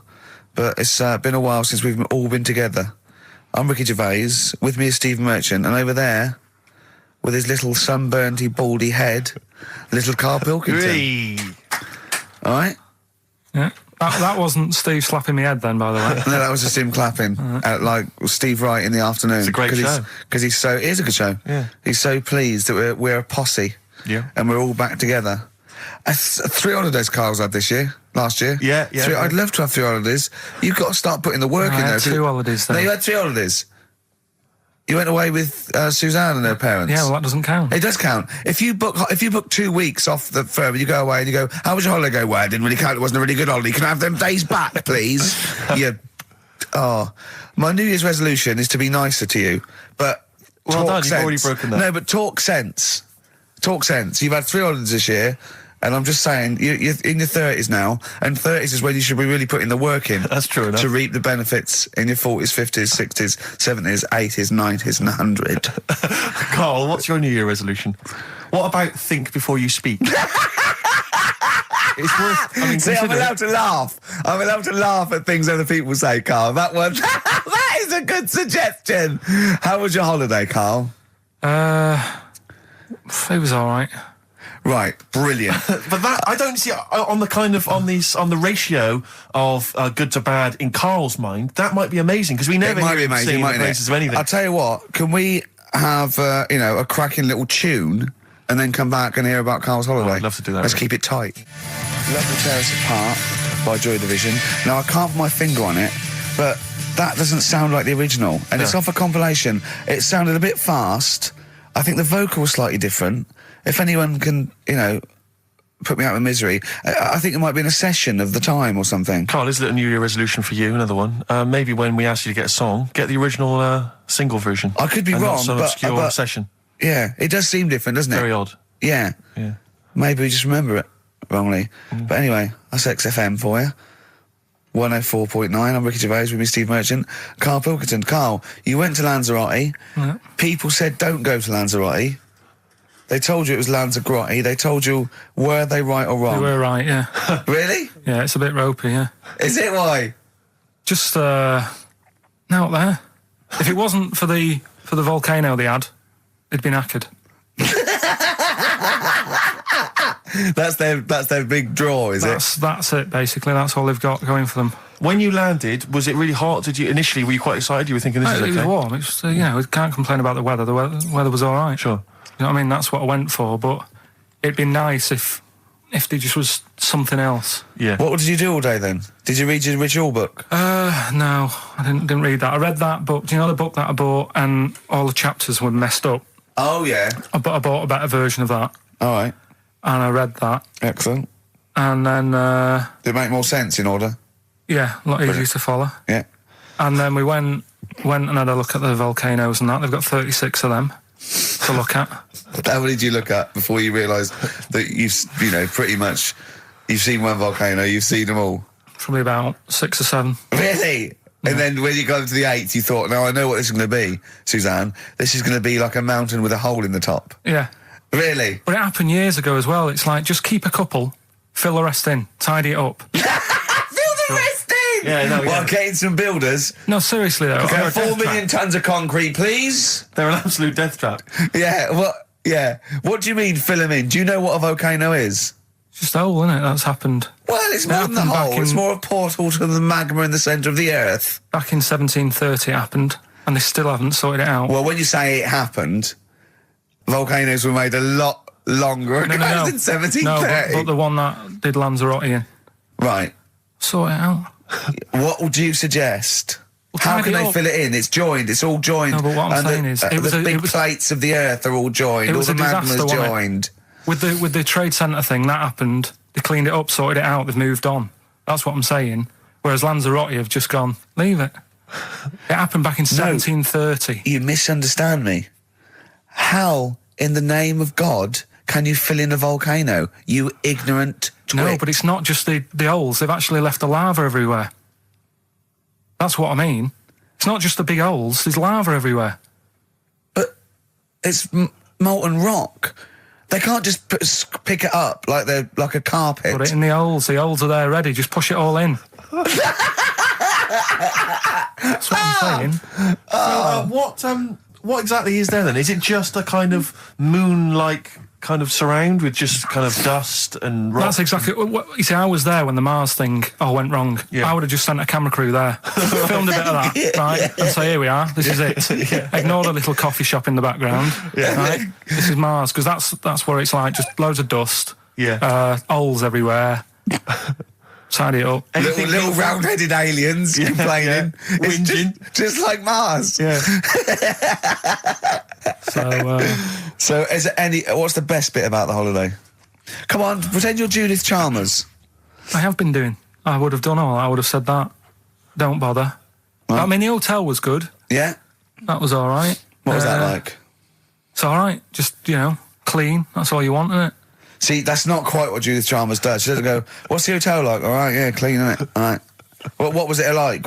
What was it? 3-star, 4-star? Did that have a swimming pool? What was the room like? Yeah, had a swimming pool and that. Yeah? Yeah, it's good. I think it was one of the better ones on the island. Okay. Nightlife? Wasn't really in it. There was a bar, there was some bands playing. Yeah. Not very good.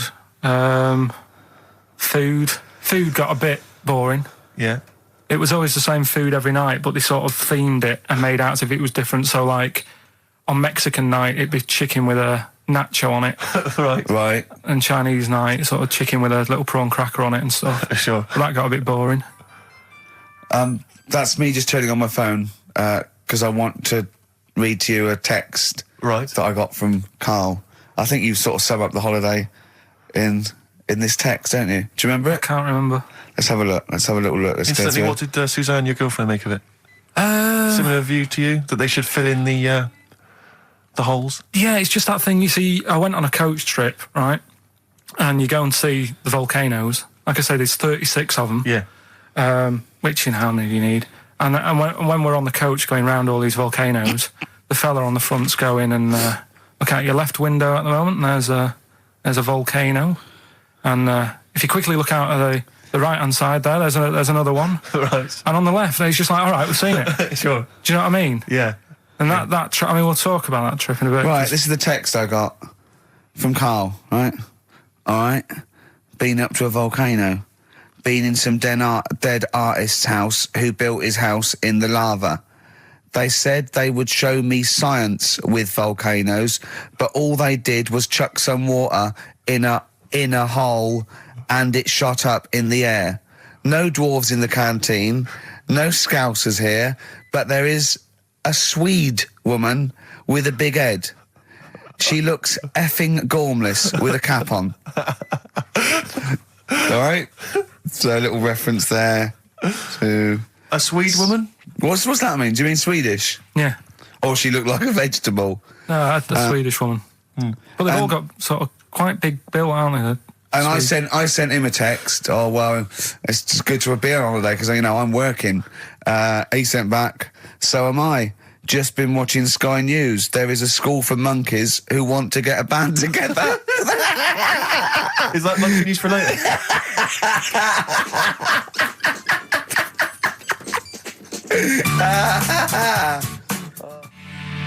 Oh My Corazon by Tim Burgess. I can't get enough of that. I love that chorus. On XFM 104.9. Ricky Gervais, Steve Merchant and little Karl Pilkington. But it was a nice holiday. Yeah, it's all right. It's just, you know, I went there to relax and that. Exactly. Did a little bit of that. Trying to think of some new, you know, features and stuff. Sure, always working. 3 holidays a year, Jesus. Oh, well, not really 3. Oh, 2. It's all holidays, really. one big sort of like work thing to me and Steve. 2 holidays, isn't it? Work hard, you need the holidays. So, yeah, the things that annoyed me was like, you get bored sat around the pool after a couple of days. I'd read my book. Yeah. You know, there wasn't much going on the... Not even any crabs to throw sand at, was there? No crabs or anything. They wouldn't bother with Lanzarote, right? So, decided to go on a little trip. That's when I saw the volcanoes and that, 36 of them. So, we go on the trip, and the thing that annoys me, it does happen every holiday that you go on. If you go on a sort of a package thing, they have these trips, right? And you pay about 40-odd quid, and they give you some wine, so it make it feel like you're getting your money's worth. But how many of these trips have you been on then? Loads. Probably about 12. More holidays than I've had. Go on. Yeah, so anyway, so you're on the coach, right? And they take you for the volcanoes. They took us in the middle of nowhere. Yeah. Right. There's nothing else round there. Sure. It's like I say, it's like Mars, but with holes in the ground. Yeah. Right. And they sort of drop you off, and they go, right, everybody, see you back here in an hour. There's loads of volcanoes for you to look at, and a coffee shop over there. And you know for a fact, right, you don't need an hour there. You could just say, well, just keep the engine running because I'll have a look in this hole, we'll get back on, give us 5 minutes. Don't need an hour. Absolutely. Yeah. But you know that they've got something going. It's a backhander, definitely. What, with the coffee shop? Definitely, yeah. They go there. And they get everyone to have an ice cream and a coffee, and they sit down, have a fag, talking to the bloke. Yeah, and it's like, cousin. Yeah. How much was the coffee? Was it probably about 3 each euros, so I think it was 3.50. Sure. Yeah. Which is, I don't know, that's about 2.5 quid. Yeah, they've stitched you up. There's a museum in Italy when we went there a couple of years back. Suzanne had like one of those little guide things. Museum there just for spaghetti. Yeah. I mean, we opened a restaurant. Yeah. Was it interesting spaghetti? Spaghetti in different shapes? Don't know, didn't go. I went to see a big hole in the ground. Sure. Can't get enough of them. Well, but out of 10 then, what would you give it out of 10? All in all, food, location, right. Relaxation, enjoyment. Yeah, that's 6. Okay, brilliant. 6, yeah. Next week? Where are you going next week? You're not on holiday next week? Going away with Suzanne's mum and dad again. 5 holidays. Been Play a into record. that. You've got to put some work in. You're in your 30s now. You've got to knuckle down. It's that thing, though, innit, of looking at her mum. There's a lot of truth in that, isn't there, that you shouldn't really meet up with your girlfriend's sort of parents and that. Sure. Because you just sort of get a little taster of what's to come and what have you. Then what's to come with yours? It's a good job I didn't meet her early on. No. You're going to be in such trouble! No, they don't listen. It's all right. Really? Well, Suzanne does, doesn't she? She'll probably be out. Really? But she knows. She's got some sense. Yeah, when you get back. Yeah. You went on holiday with them, didn't you? Yeah, we've been on since then, haven't we? I don't think so. Yeah, I went on holiday last week, been away, but that was just me and Suzanne. Talk about that later. Yeah, okay. That's coming up. We noticed today how much he's simian, isn't he? He's very strange, actually. We maybe should try and get a picture on the website, because Karl's arms are particularly chimp-like. It's very, very strange. Because he's got that sort of, he's got long downy hair. It's and not the like long extended knuckles. Yeah, and his totally round face that sort of the chin goes back and the dome of his cranium. I think, quite seriously, I know we sort of share about 98.5% of our genetic material with bonobos and chimpanzees, but I think he's got a little bit more. Yeah. I honestly think he's a little bit of a throwback. Just his line, they just kept to this sort of really the ugliest one in the cave and the tree, and he really didn't come out of it. I'm not saying you are, I don't think you are. Yeah, you're chimp-like. No, it does annoy me. My hair annoys me on my body and that. Because I've got like hair on my little toes and that. Have you? Then on the legs. Would you see your little toes? Can you pick things up with them? No, it's tried. Okay. Well, that's the finale of this week's show. We're going to see if he can play a record and put the fader up from a tyre while swinging in a tyre, just using his hairy toes. Yeah, I've sort of got hair all the way, but then it just runs out where it should be on the top of your head. Yeah. And is this part of the reason why you're always uncomfortable about being nude or around naked people? Is that partly the reason, do you think, because you look so grotesque? Well, when I'm on holiday, I don't really like wandering about without a top on unless like it's a quiet beach or whatever. Sure. So what would you normally wear? Need. I just have like a nice sort of light, summery, sort of linen shirt, maybe, just a few top buttons open. Yeah. But I don't like... The naked body isn't that nice anyway, is it? You know what I mean? Whatever it is, if you're a cat and you're shaved, you don't look that nice. You know what I mean? But with I think you'll find a cat is naked even with its fur on. Cats don't wear clothes. No, but what I mean is, a bald cat isn't that good. You know, it does me head in that I'm bald. I'm not, I wish if I could have hair, it would be nice, but that's life. Would you prefer animals to wear clothes like Mickey Mouse does? Or Goofy? You know that I don't like nudist and all that. We'd love to talk. You can ask him all the other questions, because Karl, as I said last week, he doesn't feel his own testicles because he doesn't like the feel. Yeah. So, I'd like a doctor to explain to him how necessary that is. And this is truthful as well. I've got very slight pain around the genital area at the moment, and I think it might be some kind of groin strain, but I'm a little bit anxious, not entirely sure what it is. You've been with me twice when I've gone along to get them checked. Yeah. And I go, oh, what's that? Yeah.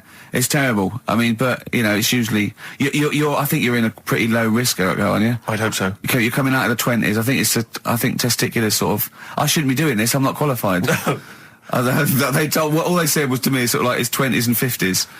We're into mine sort of felt like they dropped a bit the other week when I was on holiday. I don't know if that's like when you're relaxing or I was wearing shorts a lot. How far? If it's 2 foot, it's too far. I was having problems walking. What do you mean? Why? No, it was just a bit. I had shorts on all day. I'm happy and walking about on the beach, what have you. And then at the night when I put some long trousers on, I was sort of walking like a ricket. They probably stretch a little bit. Sometimes, I told you, when I was about 18, I was scared. I went to the doctor, I felt a pain, right? And because I was doing biology, I thought I'd show off this doctor. I said, I've got a pain, I think it feels like it starts in the epididymis and goes up through the urethra either. And he went... Finger up the arse? He said, your jeans are too tight, they're squashing your balls.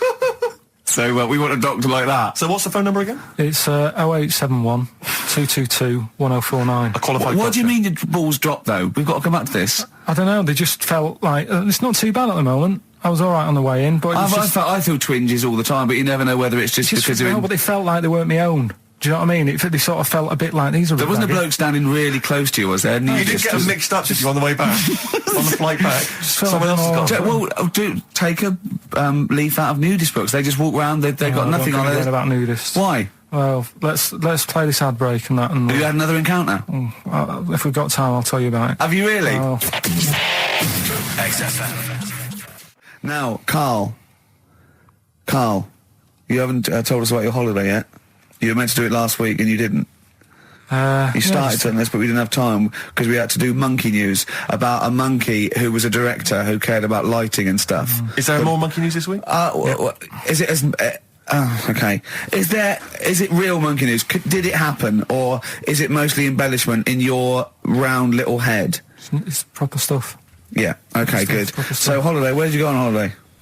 Sardinia. Good. Yeah, it's all right. Yeah. Nice food and that. It's important, isn't it? Yeah. And nice beaches and what have you. Excellent. Always like a nice long beach to walk down. Yeah. But so we're having a nice walk, right? You know how nudists do me head in. Sure. Right. Not a problem though, is it? It's not like being scared of spiders where they might jump out under the kitchen sink at you. You know what I mean? It's not a big problem having your head done in by nudists. Yeah, but it just annoys me. It sort of ruins the day a little bit because it makes me feel uncomfortable. Right. Take your clothes off if you feel uncomfortable. It's much more relaxing. Yeah, but well, anyway, right. So I'm walking along the beach, right? Lovely long beach, what have you? You know, watching the sea, picking up shells and that. And what are you wearing? What's your natural beach club? When he says picking up shells, I imagine he's on all fours going, like that. You know what I mean? Looking at things, just like washing his nuts in the sea to get them tasty. Yeah, going into the sea and then kind of shaking himself and all the water flows off. Yeah. I've just got flip flops on, pair of shorts, and like a little light shirt. Sure. Mm. So anyway, walking along, and Suzanne goes, "Oh look," right? And there's this woman, German, I think, coming out of the. How can you tell she was German? Underarm hair. I'll get to it. Forget the underarm hair. She came out. It looked like she was smuggling seaweed. I'm going to burst! Oh, God! And the funny thing is, right, she... Smuggling seaweed! Oh, God! She was a bit hairy down there, was she? Mental. I felt bad because I hadn't had a shave for 2 days, right? Looked at her, it was ridiculous. She might as well have kept her trunks on. It was just like she was wearing furry trunks, right? So anyway, so I'm walking along... So, yeah, go on then. So Suzanne's like, "Oh, look," and I'm like, "Oh, not again," because every time we go away, there always seems to be one of these. Is she by herself, this woman? Well, the weird thing was, she was with her husband, right? Yeah. But he had shorts on. He was happy, right? But every time, because I walked past her, and he sort of ran off, because he's embarrassed. Do you know what I mean? There's nothing normal about it. What can he do? He can't go, "All right, mate," because he knows it's odd, right? How old was he? Sorry, how old was she? It's hard to tell when someone hasn't got clothes on. Sure. Do you know what I mean? They always look older, don't they, when they haven't got clothes on anyway. But I'd say she was about 40, 41. Okay, right. So I walked past, and the annoying thing is, she got there on a bike, right? No clothes on, little pair of boots next to the bike. So if you can wear boots, just pop some shorts on. You know what I mean? That takes more effort for me, putting boots on. But put the shorts on, right? So anyway, the husband kept running off. I walked past, and I'm getting annoyed because I'm saying, well, we've got to walk past them again on the way back. I like the fact that they're scuttling away when Carl walks past. Like when you lift up a bit of sort of iron sheeting in the woods and loads of mice run away. Yeah. It's like whenever Carl goes, that nudists run away. Yeah. Oh, right, okay. So we sort of come walking back and what have you, and I have another look and what have you, and he runs off again. Why are you another look if it offends you so much? Oh, you might as well just have a look. You know what I mean? It's just putting it on show and what have you. But the interesting thing was, I just wondered whether the husband... If the husband were nude, you'd looked at his tackle. Because remember, when you went to see those two strippers, and it was a woman and man, and they whipped their shorts off, you said you looked at his tackle first. I think any bloke would. Wow. You would. You just check it out. It's natural, isn't it? You just go, oh, right. So it is normal or whatever. Because you don't know if... you know what I mean? You don't know if what you've got's right until you see someone else's. No, do you know what I mean? Yeah. But anyway, so, but he got us talking, because I was, then, as soon as I saw her, sort of, day's been ruined a bit, so I'm walking up the beach. It's been ruined! Walking up the beach with Suzanne going, how does it happen? Do you know what I mean? Why do people do this? What fun are they getting out of it, and what have you? And, I just was thinking, is there any chance that fella, right, didn't even know that she was a nudist until they went away? Do you know what I mean? Because I said to Suzanne, if I met Suzanne, it's like we're getting on, yeah, everything's fine. Yeah. And then you go off on holiday and you go, you haven't got much luggage.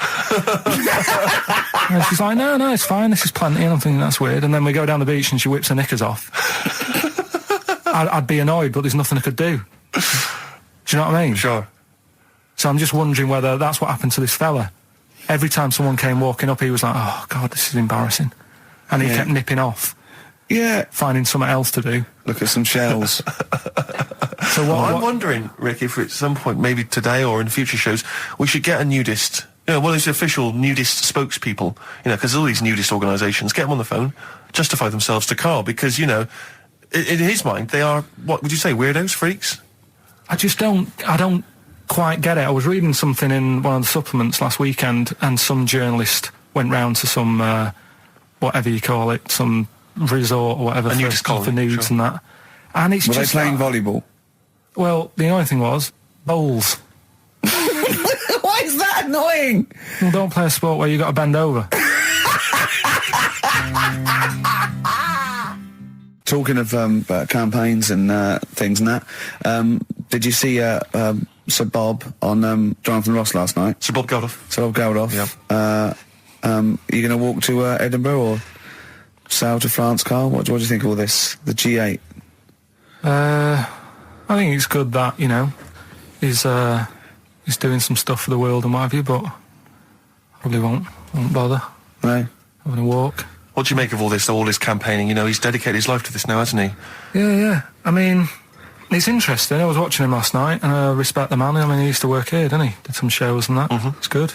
It's all right that he can do it, but... I assume that's not why you respect him. I assume you respect him because he's trying to save a nation, as opposed to he used to work in XFM for a while.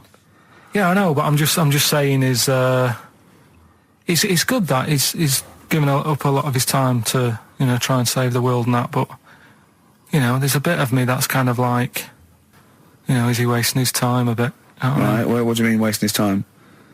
Well, he tried it before and... No, wait. What he's trying to say is that the G8 are I think the 7 most rich, wealthy nations in the world, and Russia, and they get together and they can wipe out the third world debt.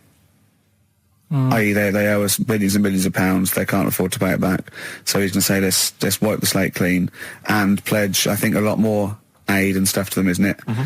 So what do you think of that? But won't they just do it again? Right, what's you thinking?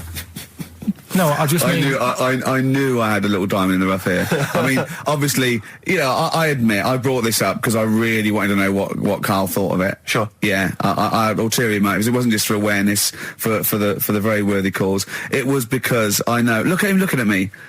Look at him, he looks at me like a cat. Honestly, it's like there's nothing behind those eyes. Right, what do you mean? They're just going to run up the debt again, you think? Well, what I mean is, right, when I was a kid, right, and I wanted to go to the arcade, I'd borrow a quid off my mum, right, and she'd say, don't come back asking for more and what have you. But I'd have a go on a pinball machine or whatever, game on a fruity, and then go back, and she'd go, can I have some more money? And she goes, I gave you a quid before. And I go, I know, but I'm on holiday. And she goes, there you go then. And then I go off and do the same thing. I didn't go, no, I wasted the last one, I'm going to pop this in the bank. Right. So you think that's what's going to happen with... That's a nice metaphor. So what do you think happening there? Is the Africans are blowing it down the arcade? Instead of putting it towards a fishing rod, they're blowing it down the arcade. I'm trying to win a watch. Look, I've got 100 goals. I think this thing is dodgy. Yeah. I'm trying to win a fluffy toy. That's what Bob's saying, you're never going to get the Snoopy. You're never going to get the Snoopy. It's always going to fall out of the little claw before it gets to the top. The claw is not strong enough. Yeah. Do not waste it. No, Midge. Midge, you have to write a song. Write another song, mate. They've blown it down the arcade. Brilliant. Pushing the Senses by Feeder on XFM. Ricky Gervais, Steve Merchant, Karl Pilkington. All right. All right? How you doing, Carl? I'm all right, yeah. Another holiday? Well, it wasn't holiday. It wasn't holiday. Well, it was. You had 5 days off work. Why isn't it holiday? You had 5 days not working for a living. You know how many days holiday gets a year now? 29. Oh, that's more than teachers, isn't it? It makes me sick. It makes me sick. Well, I know the kind of hours you work, Rick. It's mad. I mean, if you're not in work by midday, you're furious. No, but I mean, I'm always... 29's normal for the normal working person. Yeah, but, you know... And anyway, it wasn't a proper holiday. I went to see my mum and dad. It's nice to see them and everything, but it's not holiday, is it? Why? It's not going away. It's not getting on a plane, is it? Going away. Oh, is that definitely a holiday? What happened before 1950? I don't know. People used to go... Yeah, exactly. People used to go to Blackpool or Brighton. That was holiday. Yeah, but I didn't Where did you go? Went to Wales. There you go. Lovely holiday. Lovely holiday. Have a holiday in Wales. That's what they say, innit? Come to Wales and have a holiday. That's what they say, innit? So come to Wales and meet your parents. Come to Wales and have a lovely holiday. Right. Well, anyway, it was good and that. It's always good to see him. Right? Yeah. But week off work. Do you know like my mum likes gnomes and stuff? Yeah. Right. Of course she does. She's lived with one for 30 years. She said, get your dad to take us to this park where they've got 6-foot gnomes and stuff, right? Have a walk about. Sounds like a nightmare. Yeah. Sounds like a living nightmare. Keep an eye on Carl. Yeah. So anyway, he stood still for 2 minutes. Someone bought him. No. You can't buy them and that. It's like a little exhibition thing, yeah. Right? And it's part of a hall, right? This big hall that you have to pay to get in. But we didn't want to see the hall. I just wanted to see the gnomes. Of course you did, yeah. So anyway, my dad says, yeah, well, we can get in there for free. Of course he did. Clever. Right? So we parked up on this little country lane, right? No one about. We walked How much down, was it to go in? Like £2? about £3 each. Yeah. But he said, well, yeah, but if you don't have to pay, do you know what I mean? You enjoy it even more, don't you, when you're walking about and you think, I've got this £3 in my pocket, no one's having it. Yeah. Right? No, looking over for a bloke with a peak hat saying, can I see your ticket, please? I wouldn't enjoy it more, no. Go on. Yeah, but you don't worry about it, do you? You got a bit of money now then, Rick. You've changed. So anyway, so we had to walk across about 4 fields. For £3! Right? And what happened was, we're walking through all these fields and what have you, big grass and muddy bits and all that, 'cause it'd been raining, and climbing over fences and stuff. And we're in this field, right? And I look to my right, and there's about 30 cows all staring at us, right? And Suzanne started to panic a bit. She said, we shouldn't be here. And Dad says, of course we can. We're allowed to go wherever we want. You know, all this land, it's ramblers' rights and all that stuff. Yeah. And take a cow if you want. So, unattended. Serves him right for leaving him in the field unattended. I'm having one. Yeah. I'll keep us fed for a week. Across. Anyway, these cows start surrounding us. Surrounding us. Oh, brilliant. Oh, no. Face off. And Suzanne's panicking, going, this isn't right. We're not going to make it to the fence in time. They're moving faster than us, and he started sort of running a bit. Wow. And it's like some kind of bovine West Side Story. A gang of cows coming at you. Don't worry about it and stuff. But my dad had to sort of stand there and wave a stick at him. Of course. And we got away, but Suzanne was having a bit of a sweat on. Got away. Saying, we could have got killed. Sure. And my dad saying, no, it never happens. And I just wondered if it does, if there's a risk of... Yeah, it is rare, but there's been a couple of cases of being trampled by cows. They're not aggressive. They sort of run through you. Well, they're aggressive if they've got a calf. They have kids. What? You had kids with them. Kids, yeah. That's goats you're thinking of. Yeah. Maybe they were trying to sneak into the gnome thing, and they were worried that if too many people did it, they thought some cows, we can just sneak in. They were cows, no one's expecting cows. And the cows were going, walk upright like a human. Don't walk upright. They thought you'd blow their cover. Yeah. Yeah, people have been killed by cows before. Yeah, that was like the highlight, and then... So when you arrived there, you were presumably covered in mud, looking like something that had just come from Glastonbury, staggering around this exhibition. It wasn't that bad. It was just like a woods, and it had like a funny sort of funeral, like a graveyard thing. Right. Yeah. With bodies sort of hanging out the ground and that. And we had these 6-foot gnomes. Right. And then we just set off again, walked back. But You sure this wasn't a dream? No, it was good. But then I got back, right, Steve, and called up Ricky. I said, right, are you about? Have a chat and that. So he said, "Oh, I'll just come round. It's a nice day. Have a drink and what have you." So I got round there at about 6:30, right? Go up to his door, knock on his door, right? He stood there with his tackle out. Oh. Yeah, what did you make of that? What was wrong with that? What do you mean, what's wrong with that? Why were you looking at it? Why were you looking at it? I tried not to look at it. But again, you're always sort of attracted to it, aren't you? Kind of like... I've never been attracted to another man's tackle. I don't know what you mean. You can't help but have a little sly look. Especially when it's there. When you ring the bell, and I mean the one on the door, right? And that's hanging out. And does he dress to the left or the right? It was to the left, wasn't it? Yeah, it was left, yeah. Just popped it out of my shorts for him. Just popped him out of the shorts. Should have seen the state of him. Shorts on, no top, cigar. Looked like someone out of The Sopranos. It was a mess. Yeah. And then... we sat on the balcony drinking wine, didn't we? Did you pop it back in, or was it... Yeah, I popped it straight back in. I'd got the laugh. Sure. I'd got the laugh I wanted. Yeah. He walked in, he went, it's not that hot. Straight away, it's not that hot. Oh, brilliant. Then, was that knob news, or is there more? No, it's got more knob news. That's just a taster. Just a taster. Listen, let's play some adverts, let's play some great music, and maybe we should have some early knob news. Early knob news coming up. XFM.